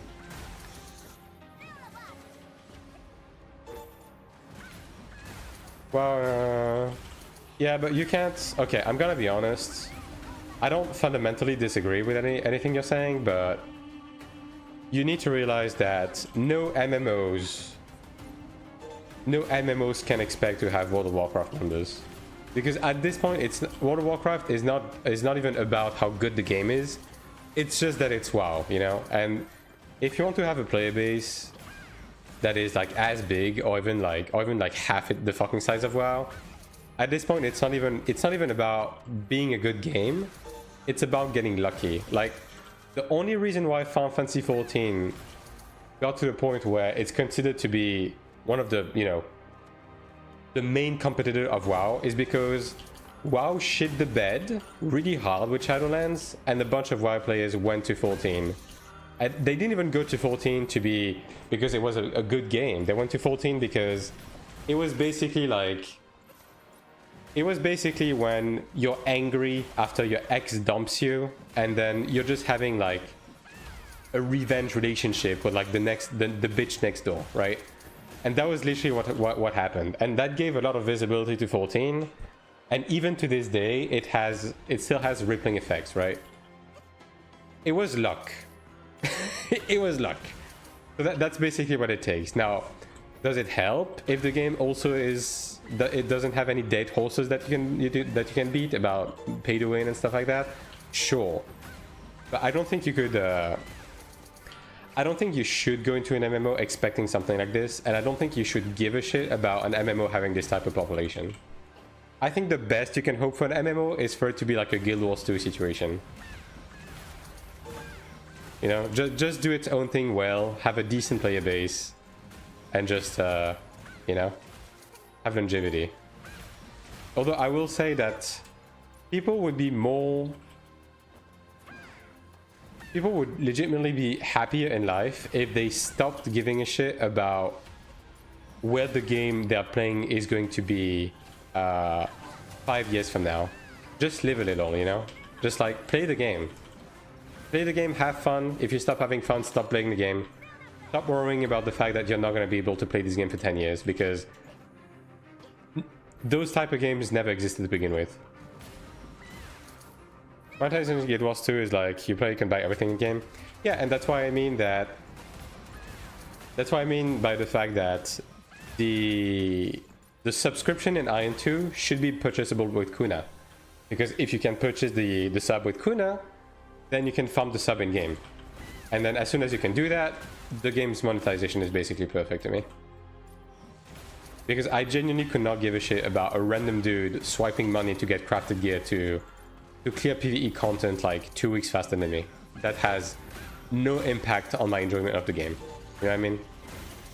And if this type of monetization is what allows them to keep up with such frequent patches and stuff like that, that is fine by me. That is definitely not going to be something I give a shit about, right? So, and that's why this, to me, this is the main thing they need to do with the monetization with the game. So, yeah, that's my take. You're free to agree or disagree. I've been playing MMOs for well over 20 years now. I've seen it all. I've seen everything. I think people are huffing a lot of copium and are like spreading a lot of bullshit about how MMOs quote unquote used to be, and they genuinely need to stop coping and just start enjoying games for what they are. You need to eat as well? Yeah. And look, even if you remove the Kina to Kuna conversion in game, nothing is going to change. The only thing that's going to change is that people are going to RMT instead of buying Kina from other players through the Kuna system. Nothing is going to change. The only thing that's going to change is that the money is going to go to some random fucking Chinese guy instead of the company. And personally, I would much rather have the company get the money. So that's my 2 cents on that. Oh, but then the game is built around that. The game has been actively building away from that, so if they keep updating this game, the game in this way, then I think we're fine. I'm curious to see how the cost of the sub will be. Right now we're also dealing with currency conversion. Yeah, and again, that's why I do think that the most likely thing that's going to happen in the West is they're basically going to axe the second sub. We're just going to have the first sub for like 15 bucks, and that's going to be basically everything, right? Buy skins instead of Kina? Yeah, exactly. Like, at the end of the day, people are always going to take the path of least resistance, and the path of least resistance is swiping for shit. People have been doing it since the dawn of ages. People have been doing it in MMOs before World of Warcraft. You know? So, who cares? I have a great idea for you to be able to use both PvE and PvE tab. Just use Alt as a modifier for PvE tab. Nah. I like to press tab and only tab to tab my shit, so I just prefer to switch between. I was doing the same thing in Iron 1, you know? Like this is fine to me. Long before WoW, yeah. I played Final Fantasy 11 back on release, right? I still play Final Fantasy 11 to this day. Brother. People RMT'd everything on the high end. No one deserved that shit. Back during OG Ion, when the game was only a sub with no cash up, no nothing, people were RMTing to buy mana stones and to make barely crafted gear. Nothing has changed. It's just that you used to be gullible back then and you thought people were actually deserving that shit. They never did.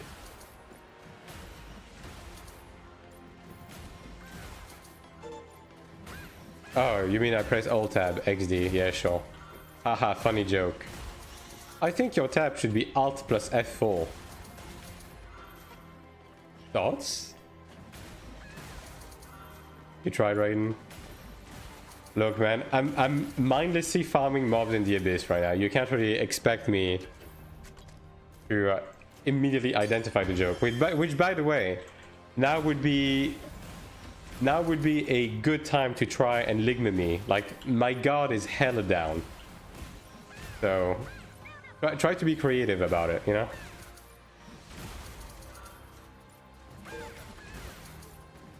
I expect perfection from my streamer at all time. Yeah. I don't. Bro, I keep dying in dungeons because I read chat. What do you expect? Like, what do you think is happening here? Only way to get stigma points is from being there at this point? No. You also get stigma fragments from higher end dungeons, and then you can morph them into stigma shards.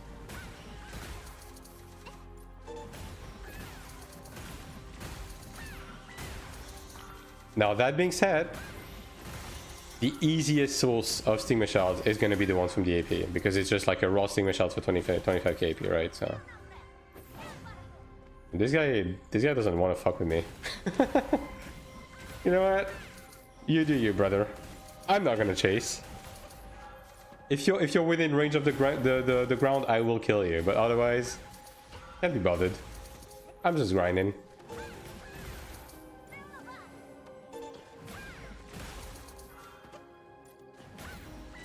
I be grinding.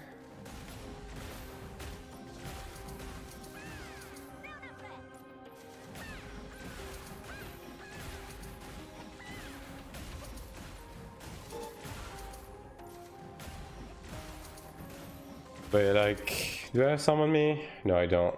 My store, probably. Yeah, you see these? Unstable Stigma Shard. You get these from running high-end dungeons, and then you can convert them into actual Stigma Shard, make with a bit of Kino. And I was just saying it's so smooth when I log in, it logs like 1-2 second delay, which drives me crazy. I mean, lag go fast, man. I don't know, like I don't know. I've killed this guy enough. Like lag go fast has been basically like black magic for me. It's been working out really, really well. I'll give the $7. They have a free trial, so you can just try with the free trial. I think the free trial lasts for like 1 hour or something. Bro, do you want to do this again? We've gone through these, you know? I don't think you needed to come back, you know? How much you have been praising it, I will have to try it. I mean, at the end of the day, I'm just saying the outright truth. Like, I was struggling. Like, you can go back. You can go back with my VODs, because all of my VODs are public on my YouTube, right? You can go back on my VODs like a month ago, and I kept crashing. I kept lagging. I kept having to cancel streams because no ping and exit lag chugged balls, right? And then I tried out Lagofast, and it's been smooth sailing since. It's been so good. So yeah, again, different VPNs impact people differently, right? But for me, Lagofast has been a game changer in this game. You're in the US? I'm in France, so EU. I'm in the third world country known as France. Switch off for 1 hour. How is that enough to make an opinion of it? I mean, if you log in and you use the dash button and it doesn't feel like you want to kill yourself, I think that's a good indicator, because that's exactly what I did, right?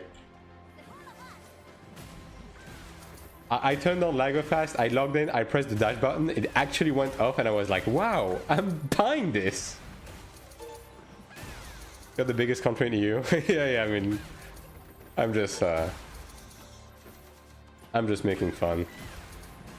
Been playing with exit lags, sorry, but it's so laggy during trying to do Ludra. Yeah.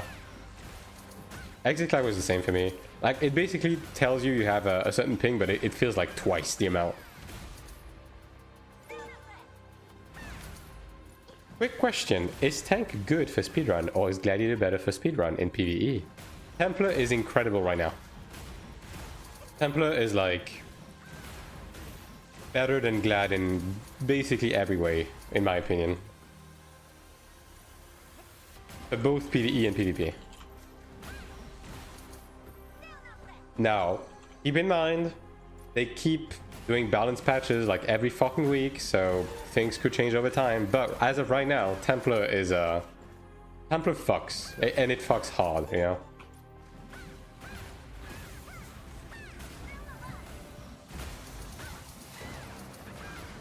I think some Templar play clips makes me want to have a Pocket Templar. Yeah, Templar is crazy.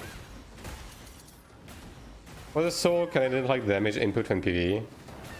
I mean, Sork is one of the biggest DPS in PvE, but it is a bit boring. Like the class in itself is pretty boring, in my opinion.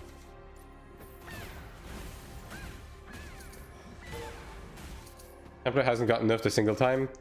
Aha! Actually, you're wrong. It has gotten nerfed once. The pool used to be usable while moving, and they changed it to be not usable while moving.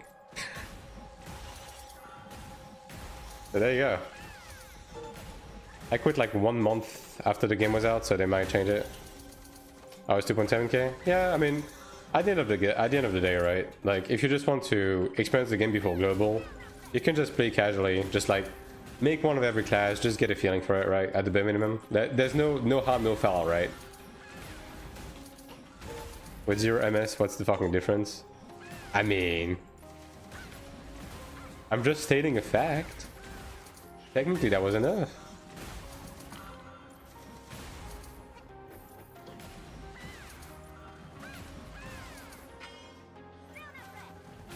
And it was the worst kind of nerf. It was a nerf that was unannounced. It just kind of changed one day.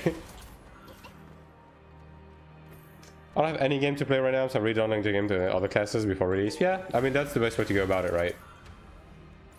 Also, they have a returner code going right now. I think it's still active, right? That gives you a bit of extra gear, and they have a Kina pass that's basically free that gives you gold arcanas. So that's gonna catch you up with eye level pretty fast if you're playing on a new class. Like the code, I think the code is welcome back in all caps, and it gives you a plus 10 Urugugu weapon, plus 10 Vacron chest, and plus 10 Urugugu accessory or something. Yeah.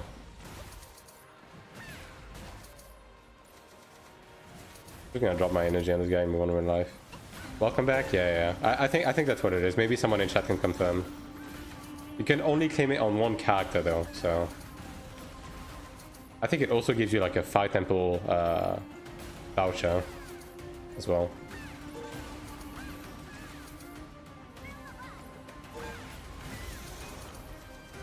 And yeah, if you don't know where to enter coupons, you go into settings, miscellaneous, and you enter the coupon here.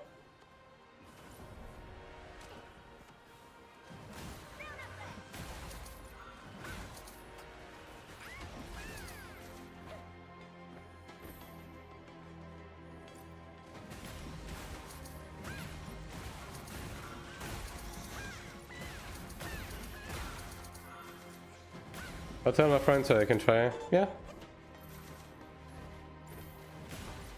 Let me know if it's the correct one. Like basically they announced the coupon, I immediately like claimed it on an alt, so my memory might be hazy, but I think that's what it was, yeah. I think there's another coupon going on as well, although it's not as relevant. But I forgot what it is.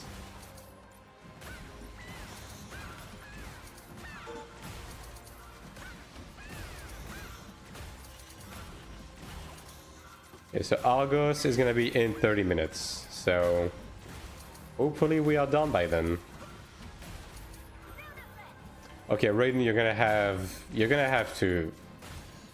I'm today 100. Yeah, there you go. Thank you. You're gonna have to try a bit harder than that, Raiden. My god is down. It's not as down as this. Lucky to yeah. So these three, yeah. We'll keep playing on Taiwan after Global is out. I will be hard sending Global. Now, I'm not gonna get rid of my Taiwan account right away. Because... Open your mouth so I can spit in it. Because, let's say if we are a bit behind on patches at the beginning. So let's say like they release season 1 and we have an accelerated schedule or something. I'm gonna keep... soft playing on Taiwan just to check out the new patches, to like make videos to keep people updated on the new stuff, right? But once we get caught up, once both versions of the game are caught up, I will likely just sell my account or something. Yeah, and just focus on global.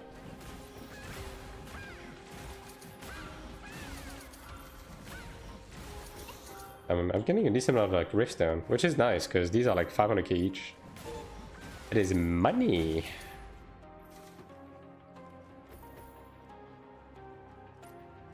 Oh yeah, once global comes out, either way, I'm gonna hard send global at the beginning for a long time. I have big plans for global. Was that working? Nice.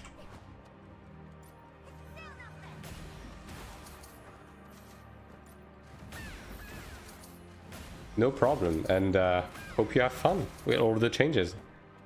The game has changed quite a decent amount since you left, I will say that, so you might be in for a surprise. And thanks for the follow, Disruptive. Like, I think you even quit before they added pity to dungeons, like the weapon pity and stuff. So yeah, like, the game has gotten a lot better. A lot better. Got 1 month of Lego Fest, I'll let you know how it works. Nice. Keep us posted. But if it's anything like me, it's gonna feel like black magic. It's gonna feel like a completely different game. Genuinely. Okay, how many more do I have to do? Yeah, I got 1 more gold medal, so I'm... Yeah, okay, 400 more. We are close, chat. We are close.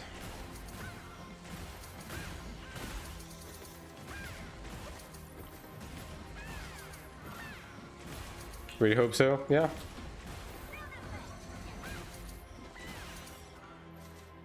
Turn 3 mil to turn 3 mil. Got to get myself a bit of gear. Oh yeah.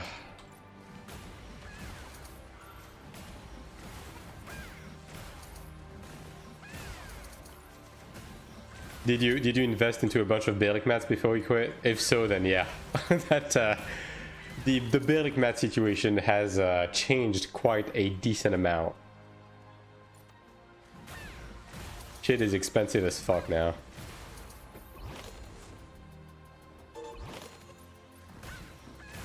And these guys are still here. Guess I'll keep going here. A lot of mats early on in the game, holding onto them. Well, you're smarter than I am. I kinda played day by day from the beginning. Didn't really try to do anything smart. But hey, all things considered, I'm doing pretty good. Considering I'm like... sub only.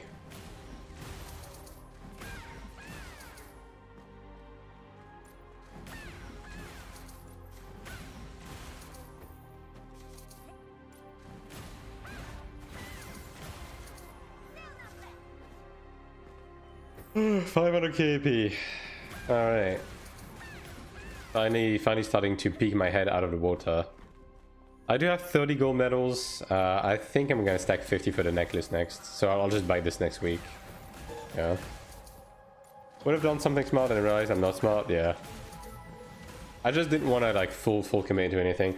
Like I'm gonna do the smart stuff on global. Like I do have plans for global, but yeah. On this one, I just wanted to play by ear. Just enjoy the game without thinking too hard about it.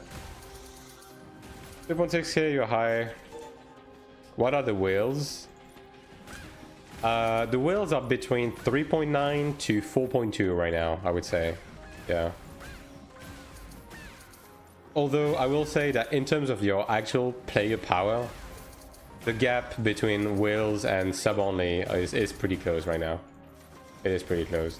Like I genuinely have no problem killing capped gear people in PvP. And I can do every single piece of PvP content, so I think it's fine. Especially as they've been making it easier and easier to keep up as a non-whaling person. Is it intimidated by the big gap now? Yeah, I mean, in terms of the raw DPS numbers, right? But it's not needed for anything, basically. Like you can clear the content just fine with what I have, basically.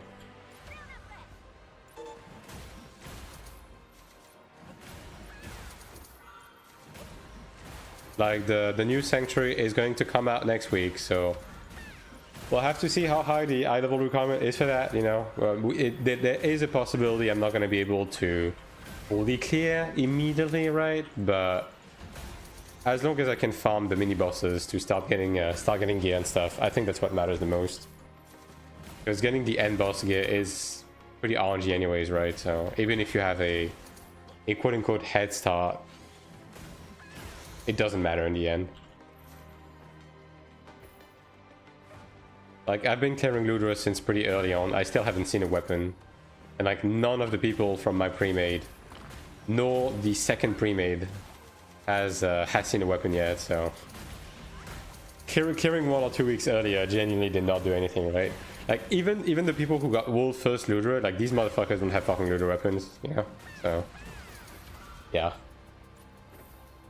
Now, it does also make a bit of a difference in PvP, right? Because of the way the crafted orange weapon inherently are in terms of their stats and stuff, like they are this for PvP right now, but I wouldn't say they are mandatory or anything.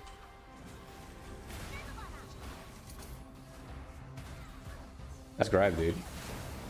Excellent grab, my liege.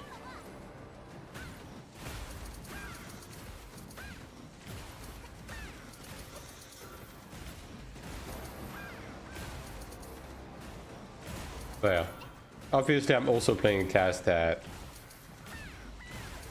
like, Cleric in general is honestly the best of Warlord right now in terms of like being a free-to-play or 7 player and also having high ping. Like, Cleric is probably the class that performs the best with all of those boxes checked, I guess. But yeah, even then. Actually getting a decent amount of golds. Pretty cool. More than last week, at least. That's a trainee. I thought I was a general for a second. I got excited for nothing.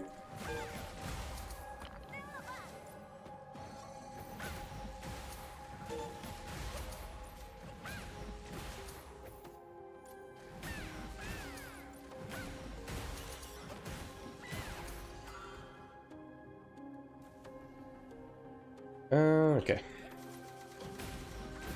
First class soldier. Hello. He's involved. Yeah, I mean, I appreciate the fact that you're using. I mean, you should be healing yourself though. That's. Like I said, this guy was 3.8k. So, you know, like gear score doesn't mean too much right now, to be honest.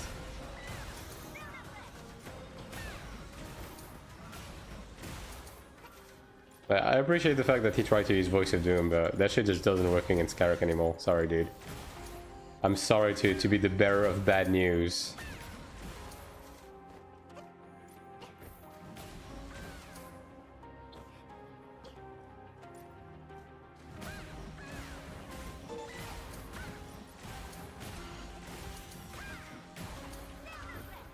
What are you, in ninth class? Meh. Meh. How far I am? Oh, I'm AP cap for the week. Nice. Kinda got that by accident, to be honest. I haven't really been trying too hard.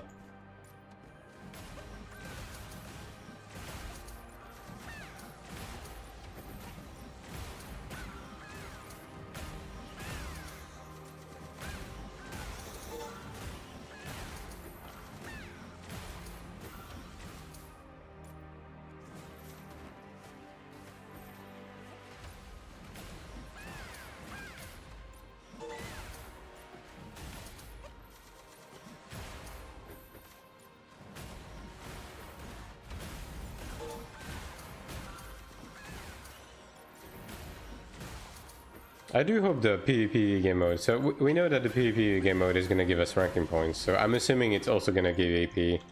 I hope it's going to be out of season AP, to be honest. In like a large chunk, like 50k or something. Actually get people to do that content, right? I just don't want another battleground situation. Dude, it's so bad. I'm actually genuinely surprised that they haven't been addressing the battleground stuff at all.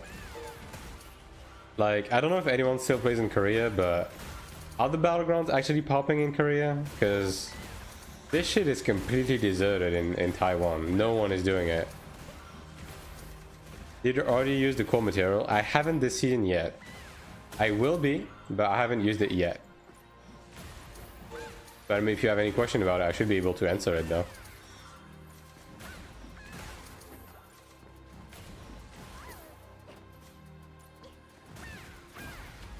I'm a PvE Andy, currently at 3.8k with crafted and dungeon gear. If I want to go into PvP, what is the most achievable gear build I can go for? I'm an assassin, by the way. I mean, if you want to get into PvP, you're basically just gonna have to jump through the hoops that everyone has to jump through, right? Assuming you have a crafted weapon. Assuming you have a crafted weapon and guard, right? Probably focus into getting also depending on the grade of your gear, right? So if you have like crafted ebony or crafted orange gear, probably replace that last and then slowly replace everything with Decanus, get it upgraded properly, get the proper soul binds. The thing with PvP is it's a bit of everything, right? You're gonna need very like the PvP specific stats. You're gonna need proper defensives. If you play assassin, there's multiple paths you can go through, right? A lot of assassins are going dexterity plus evasion on their PvP gear. So if you go that path, you're also gonna need to get the proper genus for it. So you're gonna need full evasion on your genus, right? It just depends. It just depends on how hard you want to send PvP. Do you want to be competitive in arena? Do you just want to be able to do your weekly AP cap? Do you want to do siege? Do you want to do Zerg PvP, solo PvP? Yeah, it really depends. It depends on the current state of your PvE gear and exactly what you want to achieve.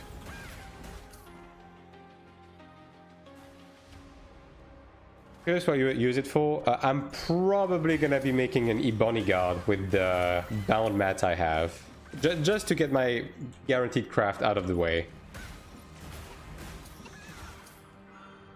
If you have a lot of it's all sent for a rest, you can one-shot squishies with PvE gear. Yeah, exactly. Like it depends on how competitive you want to be and exactly what you want to do. Because even with PvE gear, if your accessories are juiced and stuff like that, you can just like cheese kills and get your weekly AP caps and stuff like that, no problem, right? So it really depends. Forget about DVZ and Assassin? Yeah. 1 centurion earring, 45 silver medals. Not going for hardcore PvP, but I feel like my 14 hours of base time weekly is underutilized. I mean, look, I'm gonna be honest. I'm a PvP Andy. I've been capped at 40 hours in the Abyss since the fucking beginning of the game, dude. It's actually fucking impossible to run out, so don't stress too much about it. Basically, if you want to be casual about PvP, just focus on getting your out of season AP, focus on getting your medals, try to get your seasonal cap, your seasonal AP cap every week, and you'll be golden. And you don't even need to like get the best PvP gear or anything to achieve that, right? So, not sure which defensive stat to stack with my gladiator for PvP, endurance or regen. Endurance if you're a whale, regen if you're frugal. You can go for both if you have infinite money and time. Personally, I'm going for regen. Regen and status effect resist. And it's been working great for me. But I play Cleric, so obviously do with that what you will. That's interesting. I thought PvP was incredibly competitive to a point where P2M players are unbeatable. I'm a sub-only player, and I'm beating capped gear people no problem. Right? Like, I'm above 1900 elo in arena, and you basically only meet fully capped gear PvP players at this elo, and I'm still beating them, so it is not impossible to be competitive as a sub-only. But obviously you will have to like commit properly into your PvP gear if you want to reach that state. But if you just want to like have fun and progress, you don't need to be at that state, if that makes sense, right? Why only endurance as a whale? Because to be able to get a satisfying enough level of endurance, you're gonna need to roll endurance in your genus. You're gonna need to get Destiny on your bracelets, ideally Luger bracelets. You're gonna need to have orange gear, orange crafted gear on the slots that have endurance on your armor, mainly like the chest piece, to be able to get enough endurance, right? You're gonna need as many Pantheon items as possible. You're gonna need to full in your Arcanus towards it. Basically, you need to juice every single inch of possible endurance out of your gear for the endurance to actually function, because the problem with endurance is that endurance pen is tied to illusion, and illusion is CDR, and CDR is a stat that everyone goes for by default. Even the most like casual of players goes for illusion, which means that if you want endurance to work, you need high levels of it, because people have like 30-40% baseline endurance pen without even trying. Whereas if you go regen, no one is stacking death. Literally no one is stacking death, right? So no one has regen pen, and no one is rolling for regen pen. So even if you have like 30% regen, by just rolling regen on your gold gear, you're already gonna see it work, which is why I'm running it. You mentioned your green machine. I mean, I also happen to be playing a class that works really well as a frugal class, obviously. So that helps a lot, right? But yeah, I'm just saying that it is possible. Think about that. Cleric is OP right now, and the other class with your gear don't perform at the same level. I mean, you may not perform at the same level. I think you will still perform fairly decently, especially when it comes to like open world PvP and just getting your weekly shit done, right? I think you're able to do that on any class with okay gear. I think it's very doable, right? I mean, fuck, man. All of my fucking metal weekly in rifting right now, I'm literally just killing bots because no one is flagging for PvP on Kasaka. So at the bare minimum, you're able to do that, right? If you want to compete, like to be able to kill Supreme Commanders and climb an arena, then yeah, you're gonna need a bit more than that. But for day-to-day stuff, general stuff, especially if you do group PvP, I think you'll be just fine. Time for the entertaining stream. Old person heading to bed. All right, take it easy. Thanks for watching, and have a good night.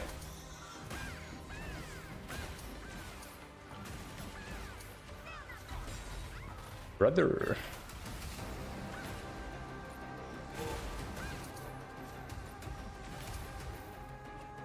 I can't hear the French accent. Good. That's the point.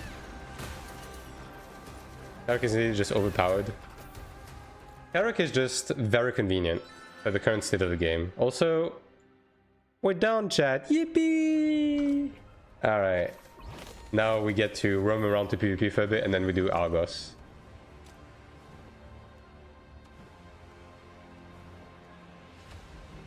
Delete Gladiator, thanks. True.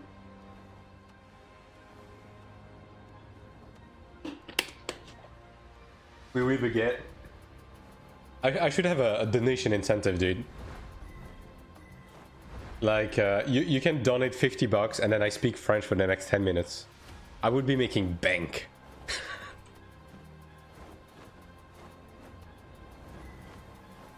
Alright, let's see if there's anyone to kill. Literally anyone. 5th class. Alright, I'll take that.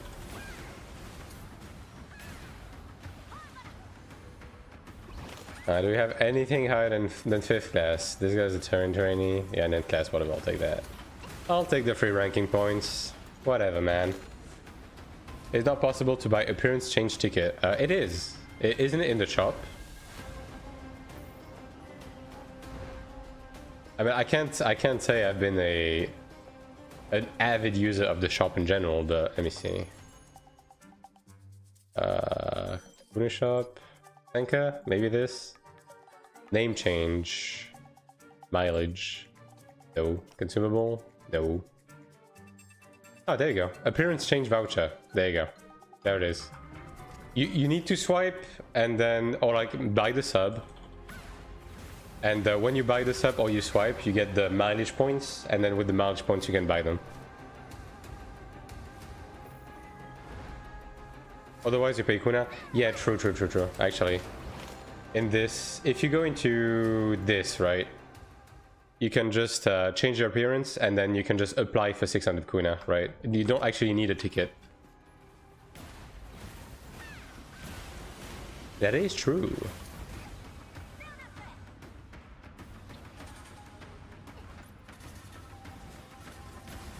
These guys are bots, aren't they? That's literally all you find from Kasaka. It's just bots. XD. 7-day ones for free recently. I mean, they keep giving 7 days reskin vouchers. So if you're a bit patient, I'm sure they're gonna find an excuse to give more. Like I literally have like, dude, I have 2 tickets. I have 2 tickets in my inventory. It is others people preset if you use tickets. Yeah, I mean, has anyone been buying presets from other people? Okay, legit question in chat. Has anyone in chat been selling appearances, and have people been buying it?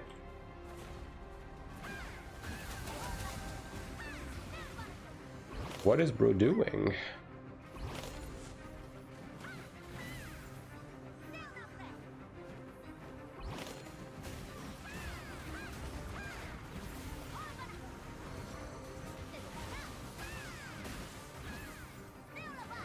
I don't know what that was about, but third class. All right. You can check downloads, but not how many people used it. I'm curious because I'm gonna be honest. Up until right now, I forgot this shit existed. But I guess it is true that you can upload your appearance and make kuna out of that. Maybe I should upload my character. My character is not like goon forward enough though. I don't think I would be making any sales. Unforge. When is August?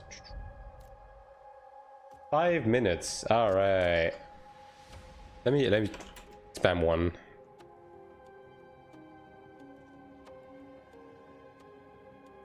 Try to get a group going. Just gotta channel your inner rating or not with your pussy hanging out. Yeah, dude.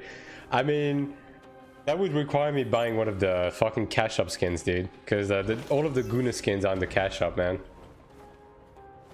Is what?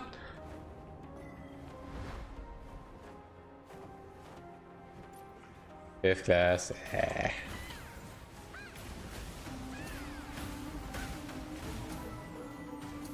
Have you not seen my character? I mean, look, man. I think to see your exact character, you just need to go into a hub and look at half of the people in there, and that it's basically gonna be the same experience. I could go out to the main hub right now, and it would take me less than 5 seconds to find someone who is actively gooning to their character. What is the source of medals besides the shop? Well, the Abyss World bosses, which one of them I'm about to do, Argos, this one. On the weekend, you have Nama. On Saturdays and Sundays, that spawn at fixed rate. That also gives you medals, both from season rewards and a craftable token. You have Siege every 2 to 3 days. That gives you medals. And you have the seasonals, the weeklies, these.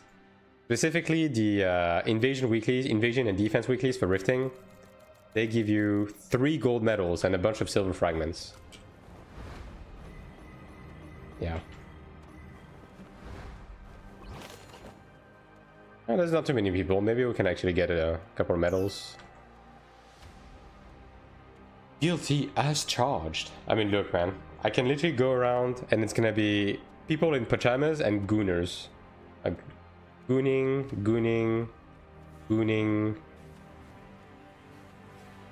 Oh, gooning, but that mustache is great, dude. Now, this is ethical gooning, alright? That's an X-form. Wait, you can dye the X-form? What the fuck?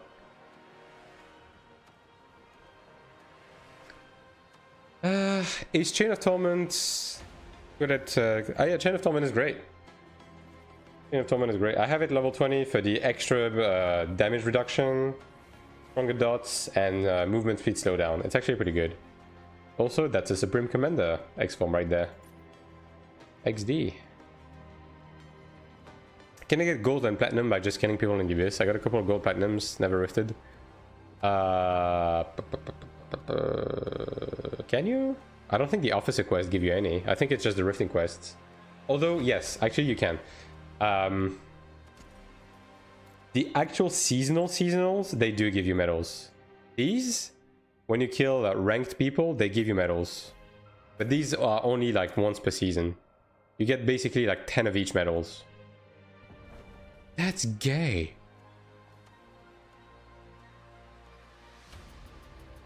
But yeah, you might be referring to these.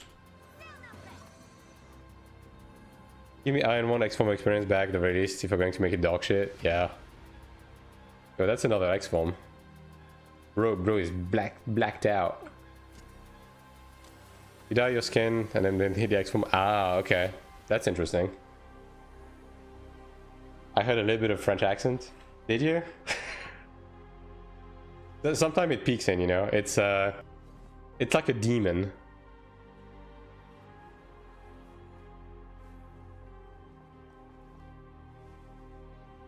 Sometimes it slips up.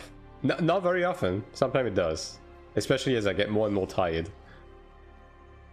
Les démons de minuit. C'est vrai ça.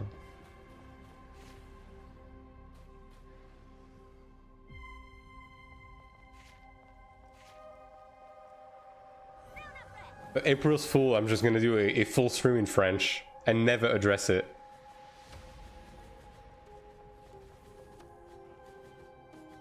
I need to change my name to Omelette de Fromage in Chinese, yeah. But make sure to also fuck up the translation. That's very important. When is he spawning? 50 seconds, alright. I mean, there's like less than a force here. I mean, okay, maybe a bit more than a force, but I should be getting at least something. The goal is to get a gold medal, hopefully.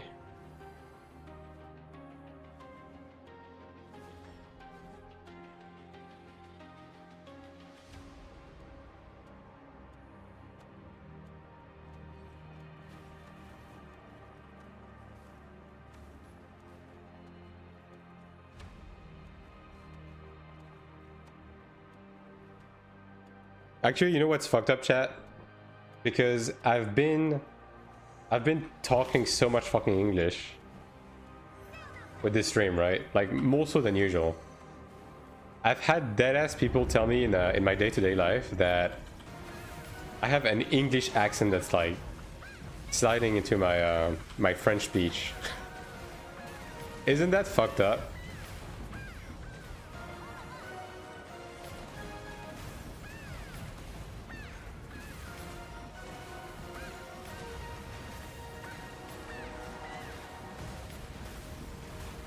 I mean, this boss is like taking a surprising amount of time to die. I think I've never seen this boss survive for this long.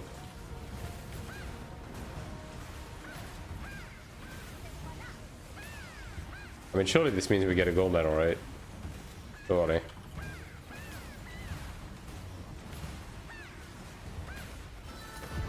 Only one mark, unfortunately. Kyra, 51 minutes. Okay, so she didn't spawn. Are you planning to get the 4 Pure Blood Arcana? What parts are you planning to get? Maybe, maybe. But that is not my priority right now. So I haven't really looked too much into it because of that. But perhaps. But the thing with my Arcanas is like, they're already like fucking perfect for what I'm running. So yeah, there's not really much I can do in the way of like replacing it easily. Fucking give me Arcana Inheritance, man. You're going to start forgetting words in French and be like, random English. You know what's funny? Sometimes I'm having a conversation and then I blank out on like a word that I'm trying to say and I'm like, dude, I know the word in English, it just will not come out in French anymore. Like that already happens. I have an English word I want to say but no French translation. Yeah. It keeps happening, dude. It just fucking keeps happening.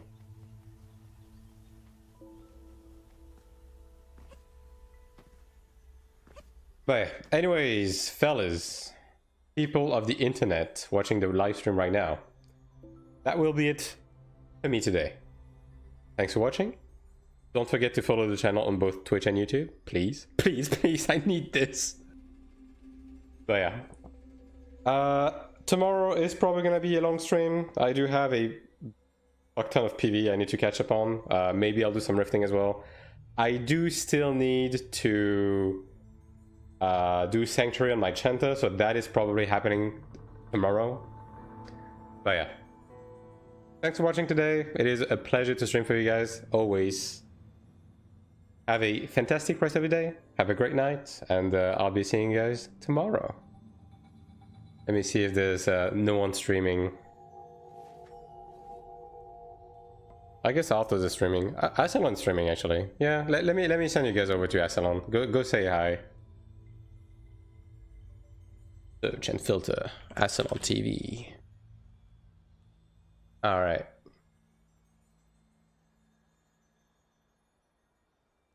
Thanks for the stream. Thanks for watching.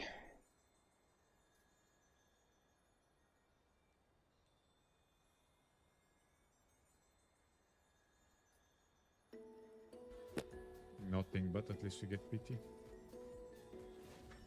Okay, can get shoulders and hands, so let's get the breastplate.